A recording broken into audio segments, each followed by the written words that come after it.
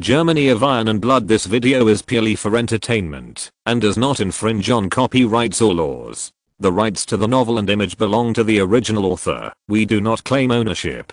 Don't like waiting and want to listen to this fanfic in full now? Subscribe to our Patreon, where you'll find the best fanfics. Chapter 851, Crazy Bidding. The two Blücher-class battle cruisers were only sold for 89 million marks, which made Lieutenant General Hipper a little dissatisfied. After all, the cost of a battle cruiser is a little higher than that of a battleship of the same class. But those guys are only willing to pay such a small price, which makes Lieutenant General Hipper have no choice but to force them to pay a higher price. However, Lieutenant General Hipper believes that the competition of those guys will definitely be more intense in the next battle for capital ships. After all, the capital ships to be auctioned next are all powerful capital ships equipped with 343mm main guns, and their performance is much stronger than those of the previous ones. General Anton House, let's do our best. We didn't capture any of the previous 6 capital ships. We will do our best for the next 12 ships. Crown Prince Carol ordered. The previous battleships and battle cruisers were all equipped with 305mm main guns. Crown Prince Carol didn't care much about this. If you can get a hand shot, it is naturally the best. Can't shoot, nothing. However, those battleships and battle cruisers equipped with 343mm main guns are different. He regarded these battleships as the main battleships to enhance the strength of the Austro-Hungarian Navy. Yes, Your Highness. Admiral Anton House nodded. After receiving clear instructions from Crown Prince Carol, he certainly knew what to do. Other countries are also full of interest in the more powerful battleships to be auctioned next. It is foreseeable that this time the bidding will become more intense. The capital ship to be auctioned below is the Helgoland class battleship of the Imperial Navy. There are 4 battleships in this class, namely Helgoland and Ostfriesland, Oldenburg and East Prussia. Hipper introduced the performance of the Helgoland class battleships. The starting bid for the Helgoland class battleship is 30 million marks. The auction for the first ship Helgoland starts now. Lieutenant General Hipper announced 40 million marks. Admiral Anton House, the commander of the Austro-Hungarian Navy, was the first to quote, directly raising the price by 5 million marks. 42 million marks. The representative of the Republic of Chile quoted, although they had captured 2 Nassau-class battleships before, it was obviously not enough to gain an overwhelming advantage over Brazil and Argentina. Therefore, the Republic of Chile hopes to capture 1 or 2 more powerful battleships. As for funding, the Republic of Chile has nothing to worry about. Based on their relationship with Germany, it is enough to pay directly in installments or use resources to pay off the debt. Anyway, Chile is rich in resources. Bastard. Crown Prince Carol cursed angrily, staring fiercely at the representative of the Republic of Chile. His behavior frightened the representatives of the Republic of Chile. After all, the Austro-Hungarian Empire is a world-class power. If they are jealous, the problem will be serious. However, Brazil and Argentina also made quotations, which further raised the price to 45 million marks. 48 million marks. Fatih Pasha of the Ottoman Turkish Empire followed suit. The 2 Blücher-class battle cruisers did not satisfy them. The Ottoman Empire clearly needed more and more powerful capital ships. Crown Prince Carol didn't care about anything else and quickly signaled Admiral Anton House to continue the offer. 50 million marks. Admiral Anton House continued to quote. Lieutenant General Hipper was already happy. Although the price is not as good as the construction cost, it is already very good. What's more, those guys seem to continue to bid, which means that the price will rise further. 52 million marks. Fatih Pasha continued to quote. 55 million marks. The representative of the Republic of Chile also quoted. Damn it. Crown Prince Carol was so angry that he almost gritted his teeth. 58 million marks. Admiral Anton House continued to quote. After receiving the order. 60 million marks. Fatih Pasha thought for a while and made another offer. 65 million marks. The representative of the Republic of Chile also quoted again. Of course, this is the last time they quote, and if the price continues to rise, they will no longer quote. Crown Prince Carol finally signaled Admiral Anton House to give up. He did not believe that the Republic of Chile had the financial resources to continue bidding for the following warships. In this way, they will be less stressed. As for Brazil and Argentina, they can only watch the Chileans take such a powerful battleship into their pockets. They simply don't have enough financial resources to fight against the Chileans. In the end, the battleship Helgoland was bought by the Republic of Chile at a price of 65 million marks. Lieutenant General Hipper was already happy. You must know that the cost of the Helgoland class battleship is only 60 million marks. Selling the old battleship now has earned 5 million marks instead. This business is really a bargain. The next auction for the battleship Ostfriesland was also very fierce, not because of anything else, but because the Republic of Chile once again vigorously joined the auction. You know, the Austro-Hungarian Empire and the Ottoman Turkish Empire are considered big countries, and the Republic of Chile is just a small country. Competing with two big countries requires not only strong financial resources, but also enough courage. As for the representatives of Brazil and Argentina, their faces are already green.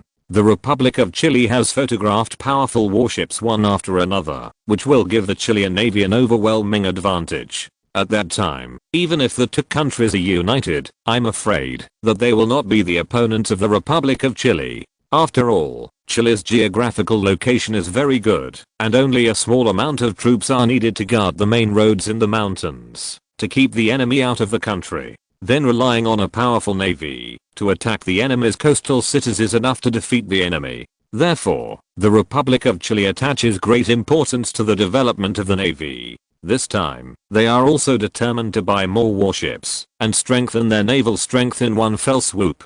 Under the competition of the three parties, the battleship Ostfriesland was auctioned at a price of 67 million marks. The country that was photographed was the Ottoman Turkish Empire. This is already the third warship they have harvested in this auction. The country that was photographed was the Ottoman Turkish Empire. Naval strength of the Ottoman Turkish Empire will also become stronger as a result. In the entire Mediterranean, it is already a powerful navy second only to Germany and the Austro-Hungarian Empire. Chapter 852. Take advantage of. Your Highness, there are only 10 warships left. Admiral Anton House was very anxious. They originally wanted to win all the 18 capital ships in the German auction this time. But now, 8 ships have been photographed, but they haven't even caught a hair. I know. From the next ship, don't give those guys any chance. Crown Prince Carol said through gritted teeth. You know, he has a loan of $200 million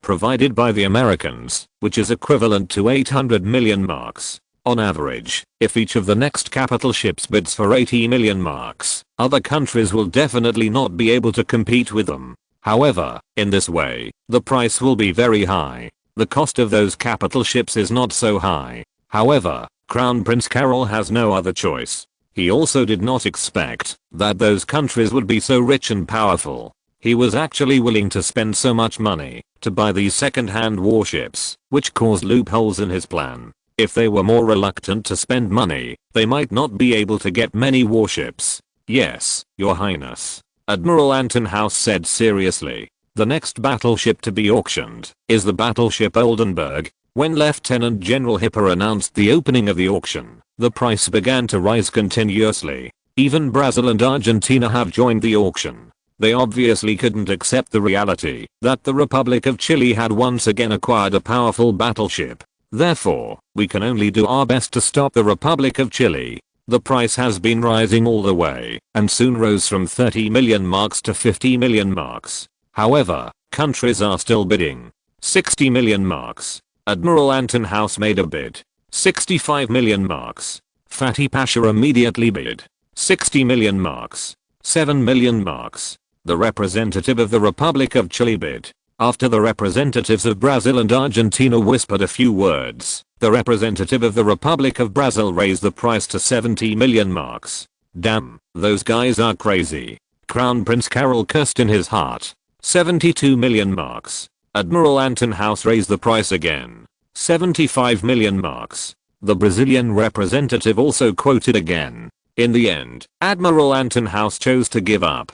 The battleship Oldenburg was bought by the representative of Brazil at a high price of 75 million marks. Of course, with Brazil's financial resources, it is obviously impossible to buy such an expensive warship. This time, they cooperated with Argentina and borrowed a sum of money from Argentina to buy it. But Brazil promised that once Argentina was attacked by Chile, they would fully support Argentina. Crown Prince Carol's face was as dark as the bottom of a pot. He never expected that the auction would be so fierce. Half of the battleships have been photographed, but none of the Austro-Hungarian Empire has been photographed. Lieutenant General Hipper immediately announced the start of the auction for the battleship East Prussia. This time, Crown Prince Carol made the bid himself. 60 million marks. Crown Prince Carol directly doubled the starting price. However, this price still does not scare other countries. Fatih Pasha of the Ottoman Empire and representatives of the Chilean Republic were still bidding. Crown Prince Carol is determined to buy this battleship this time. Under his continuous bidding, the price climbed to 78 million marks. In the end, the total price of the 4 Helgoland-class battleships reached 285 million marks. You know, this price is much higher than the original cost of these 4 battleships. It can be said that this auction of the German Navy not only did not lose money, but also made a fortune. The next auction will be the Moltke-class battle cruisers, namely the Moltke, Goeben, and Sedlitz. Lieutenant General Hipper said with a smile on his face. In his eyes, these guys are all taken advantage of. The second-hand warships of the German Navy, they were so happy to asterisk them, and they paid such a high price, he didn't know what to say. Of course, the higher the price paid by these bullies, the better it will be for the German Navy. You must know that Qin Tian has promised that all the funds obtained from this auction will be used to develop the Navy. It is foreseeable that the German Navy will become stronger because of these funds. The starting price of the battlecruiser Moltke is still 30 million marks. At this time, the only countries participating in the competition are Chile, the Ottoman Turkish Empire and the Austro-Hungarian Empire. The Republic of Chile hopes to acquire another capital ship to further strengthen their advantage over Brazil and Argentina. The Ottoman Turkish Empire hopes to further strengthen the strength of the navy, so as to gain a greater voice in the Mediterranean. The Austro-Hungarian Empire wanted to bid for as many capital ships as possible to fulfill their strategic goals. The price of the battlecruiser Moltke quickly rose to 62 million marks. At this time, the Ottoman Turkish Empire gave up, because they set their target on the next Caesar-class battleship. The overall performance of the Caesar-class battleship is more powerful than that of the Helgoland class. In the end, the battlecruiser Moltke was bought by the Austro-Hungarian Empire at a price of 68 million marks. The battlecruiser Goeben was also auctioned by the Austro-Hungarian Empire at a price of 69 million marks. The battleship Sedlitz was also taken by the wealthy Austro-Hungarian Empire at a price of 70 million marks. The total price of the 3 Moltke-class battlecruisers is 207 million marks. This price is not high. If compared with the cost, it even loses a little bit. Of course, considering that these battlecruisers are second-hand battleships that have been in service for several years, it is already very good to be able to bid for this price. You must know that warships, like other commodities, will also depreciate. Although Crown Prince Carol spent a lot of money, he bought 3 powerful battlecruisers, which made him finally breathe a sigh of relief. Looking at the representatives of other countries, there is also a hint of contempt. His meaning is obvious, and he looks down on representatives of other countries. Of course, if it weren't for the large loan from the Americans, the Austro-Hungarian Empire would not have so much financial resources to participate in the auction. No matter what, although the Austro-Hungarian Empire bought these warships, it was still not a winner. There is only one real winner, and that is the German Empire who sold these warships. The German Empire returned a large amount of money by selling these warships. These funds will be used for the construction of new warships. As a result, the strength of the German Navy has become even stronger. Chapter 853, Make a lot of money. The last battleships to be auctioned are 5 Caesar-class battleships, which are also the highlight of this auction. The 5 Caesar-class battleships are the Caesar, the Frederick the Great, the Catherine, the King Albert and the Louis-Paul Regent. Although these are warships retired by the German Navy, these warships have only been in service for 4 or 5 years, and they can be regarded as cutting-edge warships. The performance of the battleship is also very good, and it can definitely be regarded as a first-class battleship in the world. If these battleships are bought, they can be used as capital ships for a long time.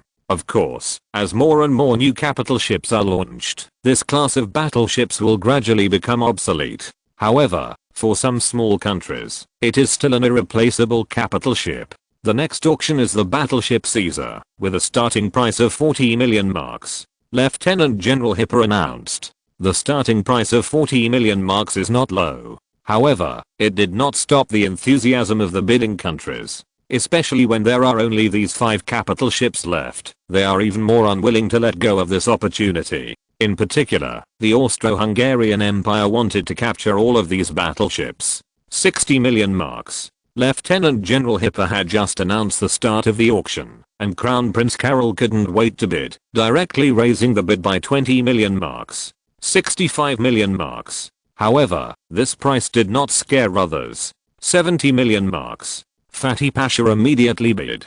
75 million marks.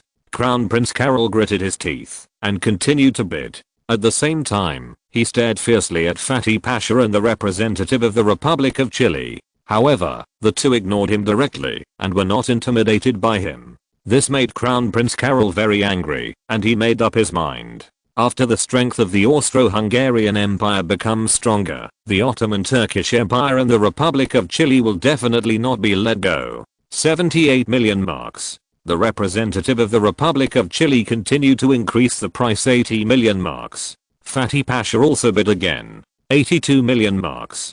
Crown Prince Carol quoted with a dark face. The representative of the Republic of Chile thought about it and chose to give up.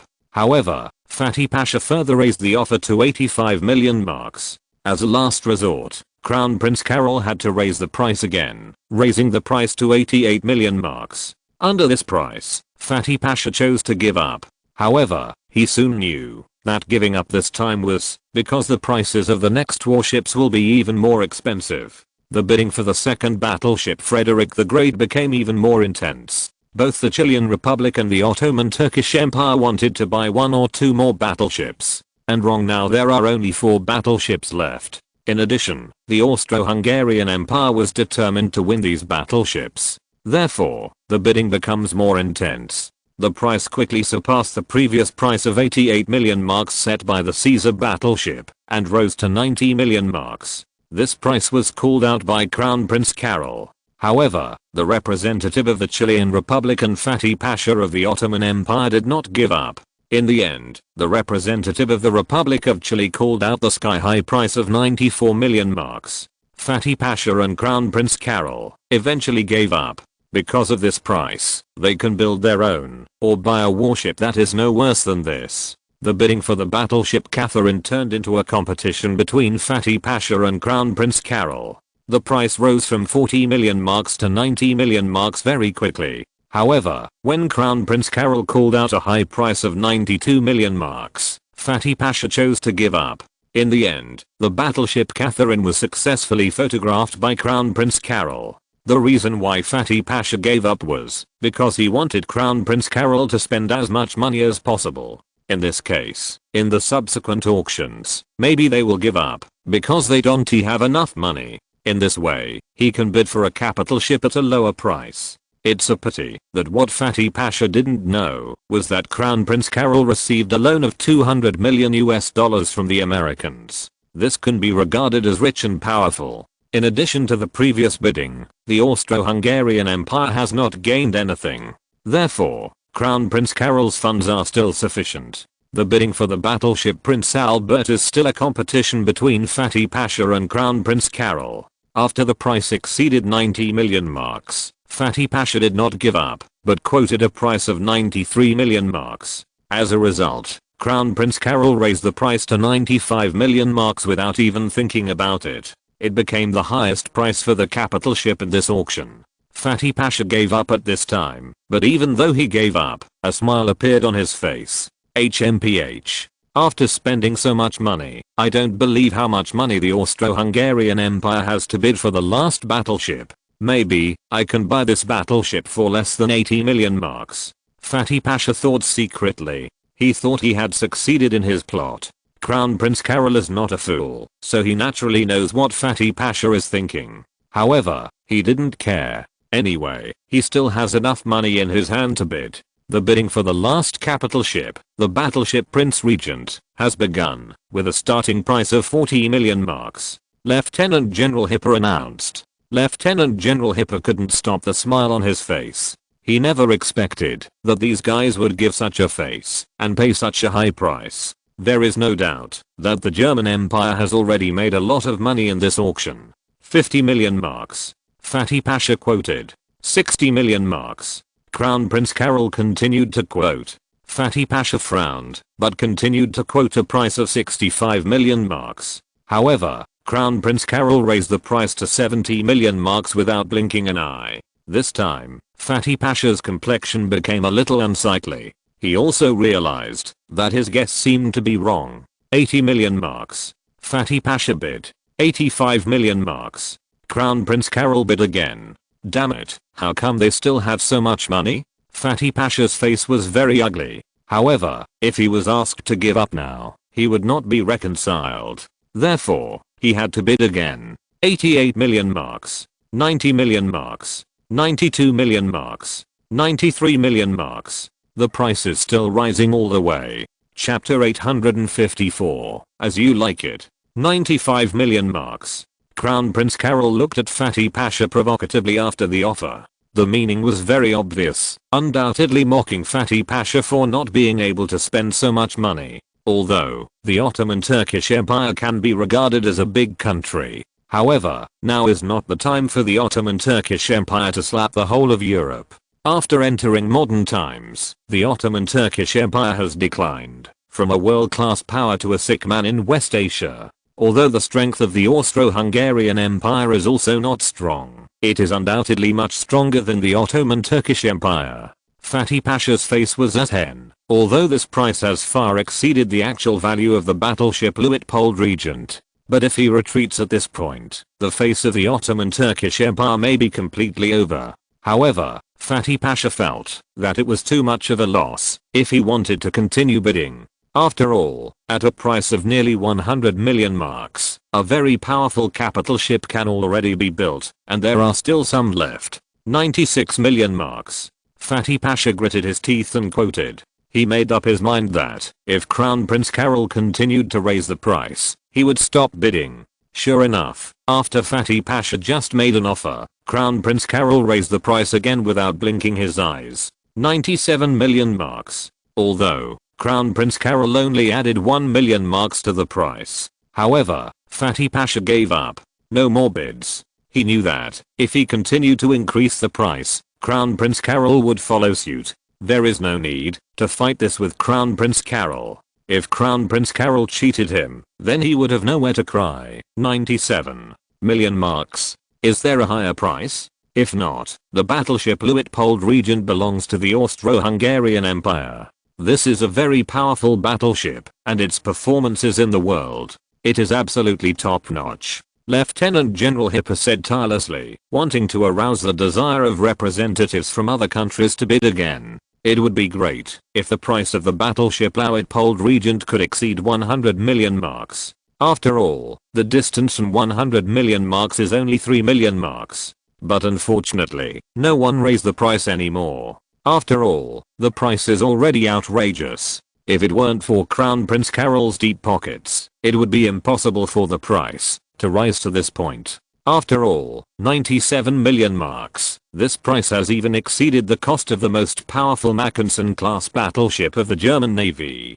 Since no one bids anymore, then, the battleship Luitpold Regent was auctioned by the Austro-Hungarian Empire at a price of 97 million marks. Lieutenant General Hipper said with some regret. The 5 Caesar-class battleships all fetched high prices, and the total price was as high as 466 million marks. On average, the price of each battleship was as high as 90 million marks. You know, these are just a batch of battleships decommissioned by the German Navy. It is completely unreasonable to be able to bid such a high price. The 18 capital ships sold by the German Navy this time can be regarded as high prices. If the 18 capital ships are added together, the total price is as high as 1.221 billion marks. This price is much higher than the cost of this batch of battleships. Originally, the German Navy planned to sell these warships at a low price in exchange for part of the funds to continue building the 12 battleships and 10 battle cruisers obtained from the British. Although, continuing to build those warships will cost a lot of money. However, the Ministry of the Navy believes that after the sale of 18 capital ships, there should not be a big gap. However, no one expected that it would be able to sell at such a high price this time. The funds from the sale of these decommissioned battleships alone are enough to support the later construction of those warships, and there is even a part of the balance. For the German Navy, this is undoubtedly a surprise. After the auction of capital ships, there will be auctions of armored cruisers, light cruisers and destroyers. It's just that, compared with those capital ships, the bidding for these small and medium warships is not so fierce. In the end, these small and medium-sized warships only sold a total of 400 million marks. Altogether, there are more than 1.62 billion marks. There is no doubt that this is already a huge sum of money. After the auction is over, the representatives of various countries need to pay in full within 3 months, after which they can drive these warships back to their own countries. Germany's approach not only raised a lot of funds for itself, but also made the naval strength of other countries in the world significantly strengthened. Of course, this is not a good thing for maintaining world peace. After the military strength is strengthened, the possibility of conflict or even war will naturally increase. The Austro-Hungarian Empire undoubtedly became the big winner of this auction. They got the East Prussia battleship among the Helgoland-class battleships, as well as 3 Moltke-class battlecruisers and 5 Caesar-class battleships. 4 of the class battleships. After obtaining these 8 capital ships, the strength of the Austro-Hungarian Navy will become a naval power second only to Germany. Before a large number of cutting-edge battleships from the United States and Ireland countries enter service, the status of the second child of the Austro-Hungarian Empire will be unshakable. Of course, this also posed a big threat to Germany. The Austro-Hungarian Navy, whose strength has been strengthened, naturally cannot shrink in the Adriatic Sea. There will be their presence throughout the Mediterranean. This is not a good thing for the German Navy's Mediterranean fleet. According to the plan, the German Navy's Mediterranean fleet only had 3 battle cruisers and 4 battleships. In terms of number, it is much smaller than the Austro-Hungarian Navy. However, this does not mean that the Austro-Hungarian Navy will be able to dominate the Mediterranean Sea.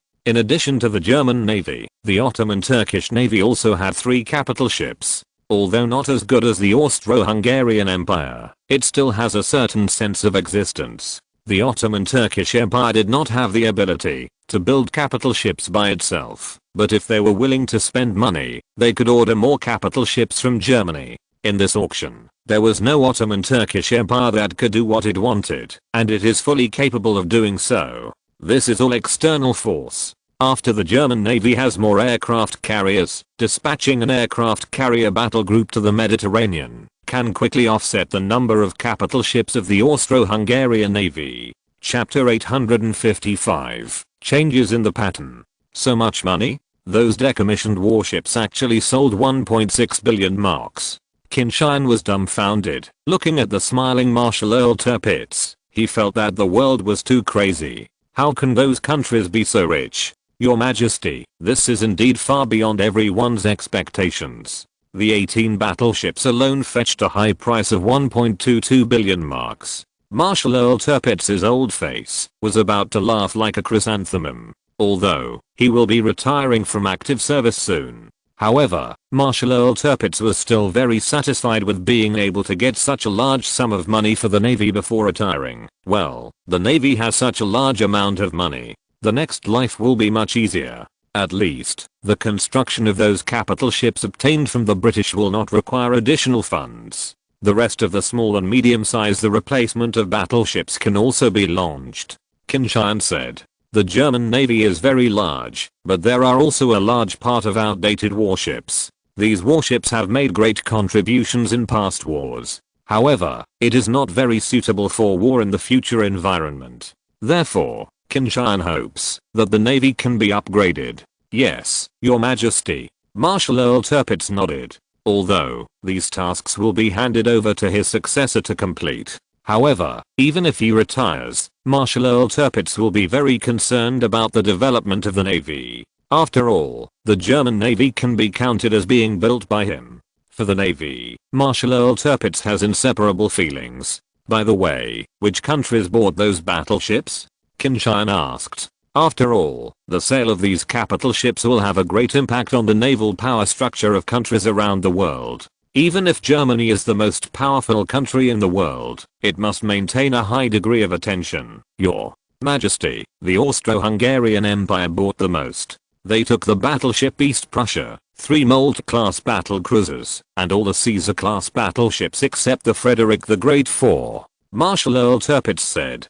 Qin Tian couldn't help frowning. It seems that the American support for the Austro-Hungarian Empire has greatly exceeded our expectations. Yes, Your Majesty. For these 8 capital ships alone, the Austro-Hungarian Empire spent 657 million marks. Marshal Earl Tirpitz replied. It seems that our Mediterranean fleet is in trouble. They will be under great pressure. Qin Tian said. Yes, Your Majesty. But I still believe that the Mediterranean fleet can handle it. Marshal Count Tirpitz seemed very confident in the Mediterranean fleet. Qin Tian nodded. The strength of the Austro-Hungarian navy was entirely based on the number of battleships. However, in terms of quality, it is far inferior to the German Navy's Mediterranean fleet. What's more, although the Mediterranean fleet only has 7 capital ships, however, in future plans, they will be equipped with 2 aircraft carriers. At that time, it will not be a big problem for the combat effectiveness of the Mediterranean fleet to crush the Austro-Hungarian navy. At the same time, the islands that Germany acquired in the Mediterranean Sea can also deploy fighter jets. This is also a huge threat to the navy of the Austro-Hungarian Empire. Once a conflict or even a war breaks out between the two sides, the German navy can cause heavy losses to the Austro-Hungarian navy just by using fighter planes. Even send them all to the bottom of the sea. At that time, the warships purchased by the Austro-Hungarian Empire with huge sums of money will appear useless. However, the Austro-Hungarian Empire and the United States are getting closer, which is worthy of our vigilance. The Americans have not given up making trouble for us until now. Qin Tian sighed. Your Majesty, this is all for their own interests. The Americans know that when the empire grows stronger, their interests will be further compressed. Therefore, it is their best choice at this stage to cause trouble for the empire in advance. Till Marshal Earl Tirpitz said. Qin Tian nodded. No matter what tricks the Americans play, the empire will still win in the end. Qin Tian is very confident about this. After all, the current Germany is much stronger than the Third Reich, the head of another time and space. The base is also much better. There's no reason Germany should lose with so many good cards. Of course, Qin Tian couldn't take it lightly because of this. After all, the enemy is still very powerful. Except for the Austro-Hungarian Empire, how much did other countries buy? Qin Tian asked. The Ottoman Turkish Empire took 3 ships, namely the 2 Blücher-class battle cruisers and the Ostfriesland battleship. However, judging from the expressions of the representatives of the Ottoman Turkish Empire, they obviously not satisfied with this. During the bidding, Fatih Pasha and Crown Prince Carol also had fierce confrontations many times, and the competition between the two was very serious. Marshal Count Tirpitz said. Qin Tian rubbed his chin and said with a smile, this is quite interesting. Perhaps we can find a way to strengthen the strength of the Ottoman Turkish Empire. In this case, the situation in the Mediterranean Sea will become more complicated, and our Mediterranean fleets the pressure will be relatively less. Marshal Earl Tirpitz nodded. If the Ottoman Turkish Empire is willing, the empire can build a more powerful capital ship for them. After all, capital ships with 380mm main guns will become the standard equipment of all first-class naval powers. It's nothing to build for the Ottoman Empire. Then let's do this. If the Ottoman Turkish Empire is willing to spend money, then help them build it. Qin Tian decided. Yes, Your Majesty. The Marshal Earl Tirpitz replied. In addition, the Republic of Chile took the Nassau, Posen, Helgoland and Frederick the Great. However, they proposed to use mineral resources to pay for the purchase of ships, said Marshal Count Tirpitz. Well, you can promise them. Qin Tian replied. Chile has a close relationship with Germany, and it is only natural to support them. Brazil took pictures of Rhineland and Oldenburg. Argentina took pictures of West ***. Marshal Earl Tirpitz continued, "It seems that the situation in South America is about to change. The Chileans have bought so many capital ships this time, and their naval strength has completely overwhelmed Brazil and Argentina. Maybe a war will break out soon. For the benefit of the empire, we have to make preparations early." Qin Tian said. "Yes, Your Majesty." The Marshal Earl Tirpitz fully agreed with this. If you're listening to this novel on a channel other than Fanfic World, it means they downloaded and uploaded it without effort. We cordially invite you to visit our channel, Mundo Fanfic Novelos. There you'll find the original version of this story and you can explore many other novels of various genres. We're waiting for you to immerse yourself in a world of incredible novels. Chapter 856, Promotion. January 1st, 1915. For the German people, this is a festival worth celebrating. After Germany won the World War, the benefits gained in the war began to be gradually digested. As a result, the German people began to enjoy the dividends of the war, which made them very satisfied. The soldiers of the German Empire, especially the senior generals, have been looking forward to this day for a long time. After the large-scale war ended, Qin Tian and the giants of the imperial military began to discuss a promotion list. However, it has not been taken out for a long time. This makes many generals have been waiting for this is hopeless. Do not want to be a general soldier, not a good soldier. But in the same way, a general who doesn't want to be a marshal is not a good general. Those generals who are eligible to be promoted to marshal are very concerned about this promotion. Fortunately, Qin Tian did not keep them waiting for too long. On New Year's Day, the promotion ceremony was held in the palace. At 9 o'clock in the morning, the generals of the Imperial Army, Navy, and Air Force gathered in the palace. In the hall, a star is shining. If someone threw a bomb in the hall, it would probably directly cause heavy losses to the German army. Of course, the security of such an occasion is also very strict. It is simply impossible to bring dangerous items like bombs in. Before the ceremony began, Qin Tian delivered a speech, praising the efforts and contributions made by the soldiers of the empire, so that the empire could win this war. If the soldiers hadn't fought desperately, it would have been impossible for the German Empire to win this war. Qin Tian admired these tenacious soldiers who were not afraid of death. Next is the main event. Imperial Prime Minister Billow began to read out the list of promotions. Minister of the Imperial Navy, Marshal Count Tirpitz, promoted to Marshal of the Empire. Billow read aloud. Before, Tirpitz was Admiral of the Navy. In recognition of his achievements in creating the Imperial Navy, he was promoted to Marshal of the Empire. "Thank you, Your Majesty." Marshal Earl Tirpitz took the new Marshal's scepter from Qin Tian with an excited expression on his face. You know, the Reichsmarschall is already the highest military rank in the German military. Even Tirpitz couldn't be tempted by this. Fortunately, he finally realized this dream. Although, he is about to retire soon. However, being able to become the Marshal of the Empire, he is already very satisfied. Marshal von Falkenhayn, Minister of the Imperial Army and Chief of the General Staff, has been promoted to Marshal of the Empire. Prime Minister Billow continued to read. "Thank you, Your Majesty." Marshal von Falkenhayn was also very excited. Compared to Tirpitz, he is much younger. After becoming Imperial Marshal, he will not retire, and will continue to be in charge of the Imperial Army for a long time. It can be said that in the German army, his glory has just begun. So far, only the two of them are eligible to be promoted to Marshal of the Empire. Next, a large number of generals will be promoted to Marshals of the Imperial Army. First of all, the Imperial Army. Most of the commanders of the various legions of the Imperial Army are eligible to be promoted to Marshals, except for the Duke of Württemberg who participated in the coup.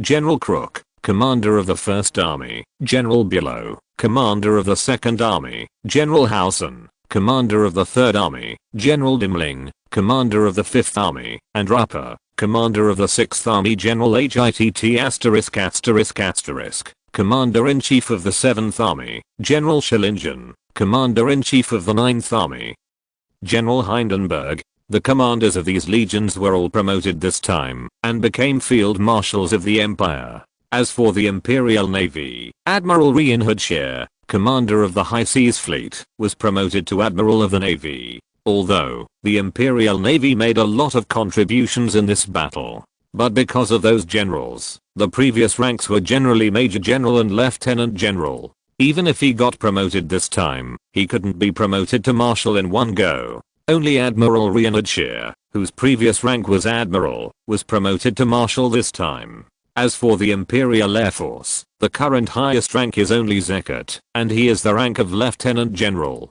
It is obviously impossible to be promoted to Marshal in a short time. The Imperial Air Force has just been established, and it needs to make enough credit. Otherwise, it is impossible to convince others. Of course, Lieutenant General Zekert will be promoted to General this time.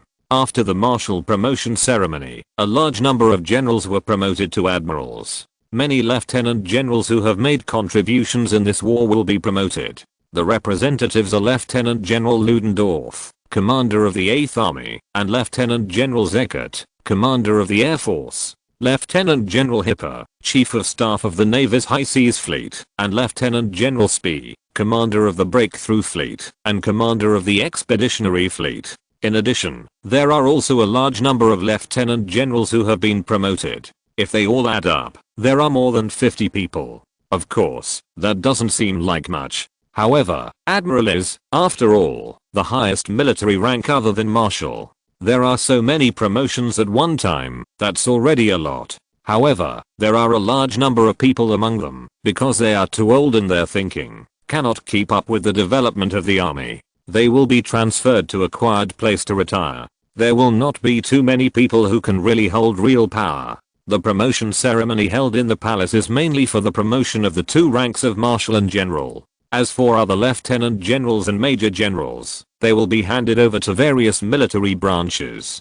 There are even more people involved in promotion to Lieutenant General and Major General. Qin Tian didn't have that much time to promote them. This promotion made the generals of the Imperial Army very satisfied. Of course, there will be disputes where there are people, and there are still many people who are dissatisfied because they have not been promoted.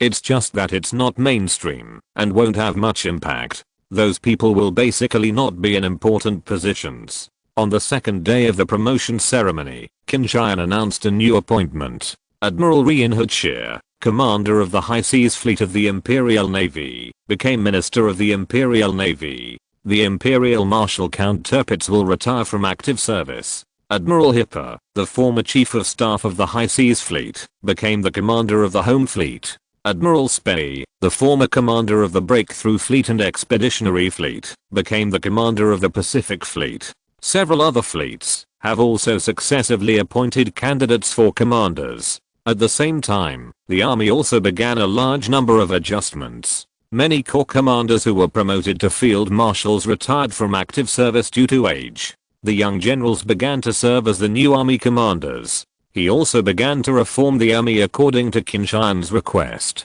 Chapter 857, Enemies of the Future. Just after New Year's Day in 1916, the German Army and Navy once again launched a joint operation. The Army's Third Army, the 8th Army, with the assistance of the Navy, began the expedition. The Third Army will go straight to South Africa, while the 8th Army will go to Egypt. Thus began Germany's battle to recover those colonies that originally belonged to Britain. As for the colonies of other countries, such as the colonies of France and Italy, they have already been handed over. Germany only needs to send civilian officials and a small number of troops to receive it. Of course, in the long run, in order to ensure the stability of German rule in these colonies, the formation of colonial armies was also inevitable. Although the colonial army with Germans as officers and local aborigines as soldiers, do not expect their combat effectiveness to be strong, as long as they can maintain the local law and order, and ensure the safety of the logistics supply line after the war breaks out, that is enough. After all, the combat effectiveness of the colonial army was already very weak, so how could we expect more? The 4th Army of the army is also preparing, and can go overseas to fight at any time. Although, the war is not completely over yet. However, the war launched against the colonies was only a small-scale war. For Germany, it will not have any impact. After Germany regains these colonies, it will get more resources. Germany's industry and economy will also start a new round of takeoff. This will be very effective in enhancing Germany's strength and consolidating Germany's dominance. After the end of this world war, the political landscape of the world has undergone tremendous changes. Germany became the well-deserved world hegemon, the only superpower. However, there are many powerful countries second only to Germany. On the other side of the ocean, the United States is powerful, although its military strength is weaker than that of Germany. However, compared with Germany in other aspects of strength, the gap is not big. Therefore, the United States is definitely the most powerful challenger to Germany's hegemony. If the United States cannot be defeated, Germany's hegemony will not be truly stable. In addition to the United States, the biggest threat to Germany is naturally Russia. Although others disagree with this point of view. However, only Qin Tian knows how terrifying this country will be once it develops rapidly. That is a country that has become the #1 industrial power in Europe in just a dozen years. Thinking about Qin Tian felt trembling with fear. Moreover, Russia is next to Germany. After Germany's territory has expanded significantly to the east, the two countries have become neighbors. Once the war starts, you don't need to think about it, you will know that it will be very intense. The depth and population base of Russia's terror will become Germany's nightmare. If Qin Tian didn't want to lose the war like the head of state, he had to make preparations early. Of course, Germany in this time and space is stronger than the Third Reich in another time and space.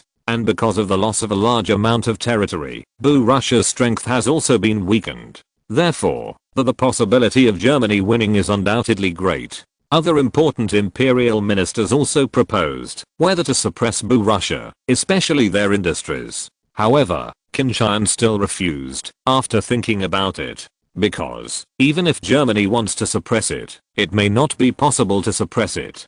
Germany can ban the sale of machinery and equipment to Russia, but what about other countries? Especially the United States. I'm afraid that a powerful Russia will appear beside Germany. They will take advantage of this opportunity to export a large amount of machinery and equipment to Russia, thereby gaining huge benefits. At the same time, you can also arm Russia to make it more powerful.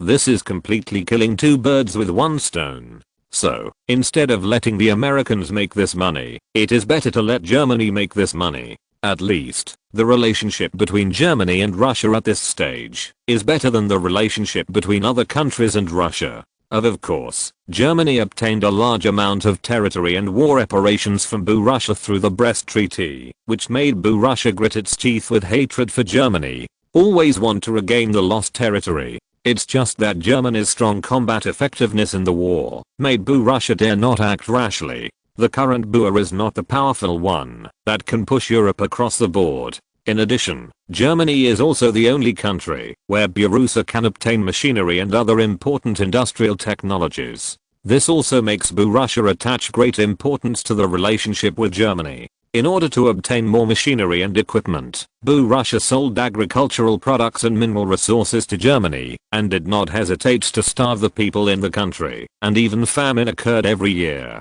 From the perspective of the leadership of Russia, only when the industry develops can Russia become truly powerful. As for the life and death of the people at the bottom, especially the life and death of those peasants, it is not important.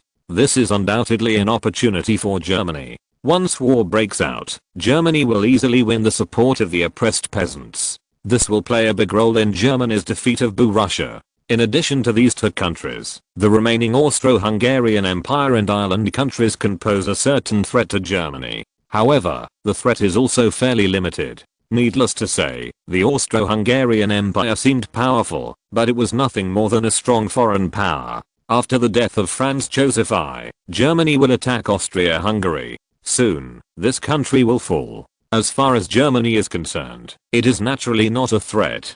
On the contrary, Germany was able to cut a piece of fat from the Austro-Hungarian Empire. Although the strength of the island country is not very strong, it is too far away from Germany. Naturally, it does not constitute a threat to the core interests of Germany itself. However, it will pose a great threat to Germany's interests in the South China Sea and the Pacific Ocean. Especially India, which is the most important colony of Germany. The Indian Asan, who has been tamed by the British, is easy to manage. Germany can exploit them at will and extract as much benefit from them as possible. Of course, Qin Tian did not forget the wealth buried in those temples in India. After the German army occupied India, the first thing to do was probably to excavate those temples and take out the gold and silver treasures. Otherwise, it would be too wasteful to leave it to the future Indian. Finally, the British Empire fled to Canada. The current British Empire is no longer its former glory and can only linger in Canada. If it is not for the asylum of the United States, Germany can destroy them at any time. It's just that Germany is a little powerless to start a war with the United States now. The barrier of the Atlantic Ocean is also a relatively big trouble for Germany. Chapter 858, Russian Envoy. Berlin, a remote street. Although it is not related to the slums, it is not considered prosperous. In an ordinary 3-story building, a middle-aged man with a pipe in his mouth was frowning. Has there been a reply from the Germans? The middle-aged man asked. Comrade Joseph, the Germans have not responded yet. They all responded that Kaiser Wilhelm III is busy with business and has no time to meet you. Another middle-aged man said. The middle-aged man with a pipe in his mouth is Joseph among the leaders of BUA. This time, he participated in the German military parade as the special envoy of BUA Russia. At the same time, he also shoulders other missions. In Eastern Europe, Germany's newly occupied territories, the German army dispatched as many as 4 armies of nearly 800,000 troops to encircle and suppress the guerrillas active in this area. After more than half a year, those guerrillas suffered a devastating blow. Most of the guerrillas were wiped out, only a very small number of guerrillas survived. However, even so, the situation of those guerrillas is very difficult. At the same time, the underground forces of BUA Russia in this area were also devastated. For a long time, BUA Russia has been committed to developing their power in this area and has supported many guerrillas. The purpose is to prevent Germany from truly digesting these territories, and at the same time, to prepare for recapturing these territories in the future. If these guerrillas cooperate internally and externally, the possibility of them regaining these territories in the future will undoubtedly increase a lot. But unfortunately, their wishful thinking was wrong. How can Germany possibly let them get what they want? The powerful German army is wiping out the guerrillas recklessly, and at the same time, wiped out those people in the BUA party. This has dealt a heavy blow to BUA Russia. Joseph's secret visit to Germany this time, one of the most important tasks is to hope that Germany will stop the extermination of the guerrillas and the cloth party. However, Joseph also knew that this would be a very troublesome problem. No major country would agree to what BUA Russia did in Eastern Europe. Germany sent troops to exterminate the guerrillas, which is what it should have been. If it was Soviet Russia, it would certainly not be willing for other countries to develop power within their own borders. So, Joseph had a very headache. He didn't know how to persuade the powerful German emperor, although he had dealt with Qin Tian many times. But he knew very well how powerful the Kaiser was, and he would never allow Soviet Russia to do that. However, Ulyanov attaches great importance to this visit. This undoubtedly put a lot of pressure on Joseph. If Joseph wants to become the successor of BUA Russia and the BUA party, he must be approved by Ulyanov. And this visit will be a test for him. If he fails, then his efforts over the years may be in vain. To contact the Germans again, I must meet with the Kaiser as soon as possible. Moscow's urging has become more and more urgent, and we have no extra time to waste. Joseph said. Yes, Comrade Joseph. The middle-aged man went out immediately. The place where they are located is the representative office of Russia in Germany, and that middle-aged man is the director here.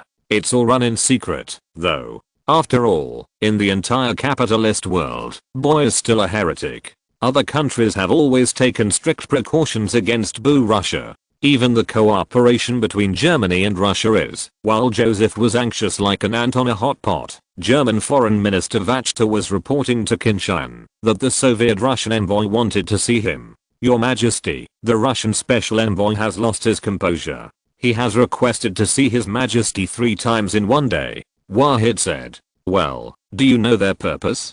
Qin Tian asked. For BUA, Qin Tian has always maintained a 120,000-degree vigilance, while cooperating with BUA Russia, at the same time trying every means to weaken BUA Russia. In other words, Prepare for defeating Bu Russia in the future. Qin Tian also knows Bu's terrifying potential, so what he does is like playing with fire, and he may get involved if he is not careful. This made him have to be as careful as possible. Your Majesty, you probably want to seek our support. In the past year, because most of the food and other agricultural products were exchanged with us for weapons and equipment, a large-scale famine occurred in Bu Russia, and many people starved to death. So, could they be trying to get food from us? Wahid asked. Qin Tian shook his head. It's unlikely. Bu won't care about the obvious life and death. They won't use the surplus grain to feed those farmers. For Bu, the most important thing is to change machinery and equipment to develop industries. The important thing. As for the others, you can give up. Qin Tian is very familiar with Bu Russia's determination to develop industry. Without a strong industry, there will be no strong army, and national security will not be guaranteed. This is undoubtedly insecure for Bu Russia, who is surrounded by capitalism. Therefore, they have always been committed to building a strong industry, to ensure their own safety. Everything else can be sacrificed, in order to build a strong industry. What's more, Bu Russia is a country led by the working class, farmers, it doesn't matter. Watched thought it was a little impossible, but he believed in Qin Tian's judgment. Other than that, there is only one possibility. Our army is killing all over the plains of Eastern Europe. Those guerrillas have been cornered by us. There are countless gangsters who have been hanged. Therefore, the Bu Russian envoy should want to solve this problem this time. Wahid said. Qin Tian nodded. It is possible. He naturally knew what was going on with those guerrillas. All supported by Bu Russia. The actions of the German army on the plains of Eastern Europe were undoubtedly a huge blow to Bu Russia. That's why Bu Russia wanted to find a way to save those people through the relationship with Germany. However, for the German Empire, the existence of those guerrillas and cloth party members is undoubtedly a potential threat. Once Germany goes to war with Bu Russia, those guerrillas will inevitably attack the German logistics supply line and cause chaos. Therefore, if Germany wants to ensure victory in the war against Russia, it must clear these guerrillas in advance before the war breaks out. It is best to be able to completely digest these territories and eliminate the living space of the Cloth Party and guerrillas. Chapter 859. Request. Send a telegram to Marshal Hindenburg asking him to speed up the extermination of those guerrillas. Qin Tian ordered. Regardless of whether the purpose of the Bu Russian special envoy's visit was for those guerrillas, Qin Tian could not take it lightly. In order to ensure the interests and safety of Germany, it is better for those guerrillas to be wiped out. In this case, it is more conducive for Germany to control those new territories. After all, as long as those clothiers are eliminated, the remaining low-level people will be easier to deal with. Yes, Your Majesty. However, it is the cold winter season. It would be inappropriate to send out large-scale troops at this time. Although Wahid is the Minister of Foreign Affairs, he does not understand military knowledge at all. Don't worry, Marshal Hindenburg and the others will be ready. Besides, there are not many guerrillas left. Is no need to dispatch many troops at all. Just let the elite troops do it, Qin Tian said. Since he took charge of the 8th Army, he has deliberately cultivated elite troops. Each battalion has an elite reconnaissance platoon, and each regiment has an elite reconnaissance company. Each division has an elite reconnaissance battalion. In the next stage, he also plans to form an elite special forces unit for each group army. The elites on these battlefields can play a greater role. Yes, Your Majesty. Vashite nodded. Now that Qin Tian has already said that, he will not say anything more. He believes that the Imperial Army will take care of all this. Your Majesty, the Russian special envoy asked to meet with you. Shall we agree to them? Wasit asked. Qin Tian thought for a while. Joseph is our old friend. If we don't see each other, it's not good. Besides, we are not enemies with Bu now, but friends. Make an arrangement, and I will meet him tomorrow afternoon. When the time comes, you come together. Yes, Your Majesty. Vashite nodded. Bureau's representative office. Joseph is still smoking his pipe. The director of the representative office walked in with a happy face. Comrade Joseph, the Germans have agreed to meet with you. Kaiser Wilhelm III will meet with you in the palace office tomorrow afternoon, said the director of the representative office. before the delay in obtaining the consent of the German side, arranging Joseph's meeting with the Kaiser. This has made Joseph very annoyed. The director of the representative office also received a lot of scolding, and was about to be scolded as a turtle. Very good.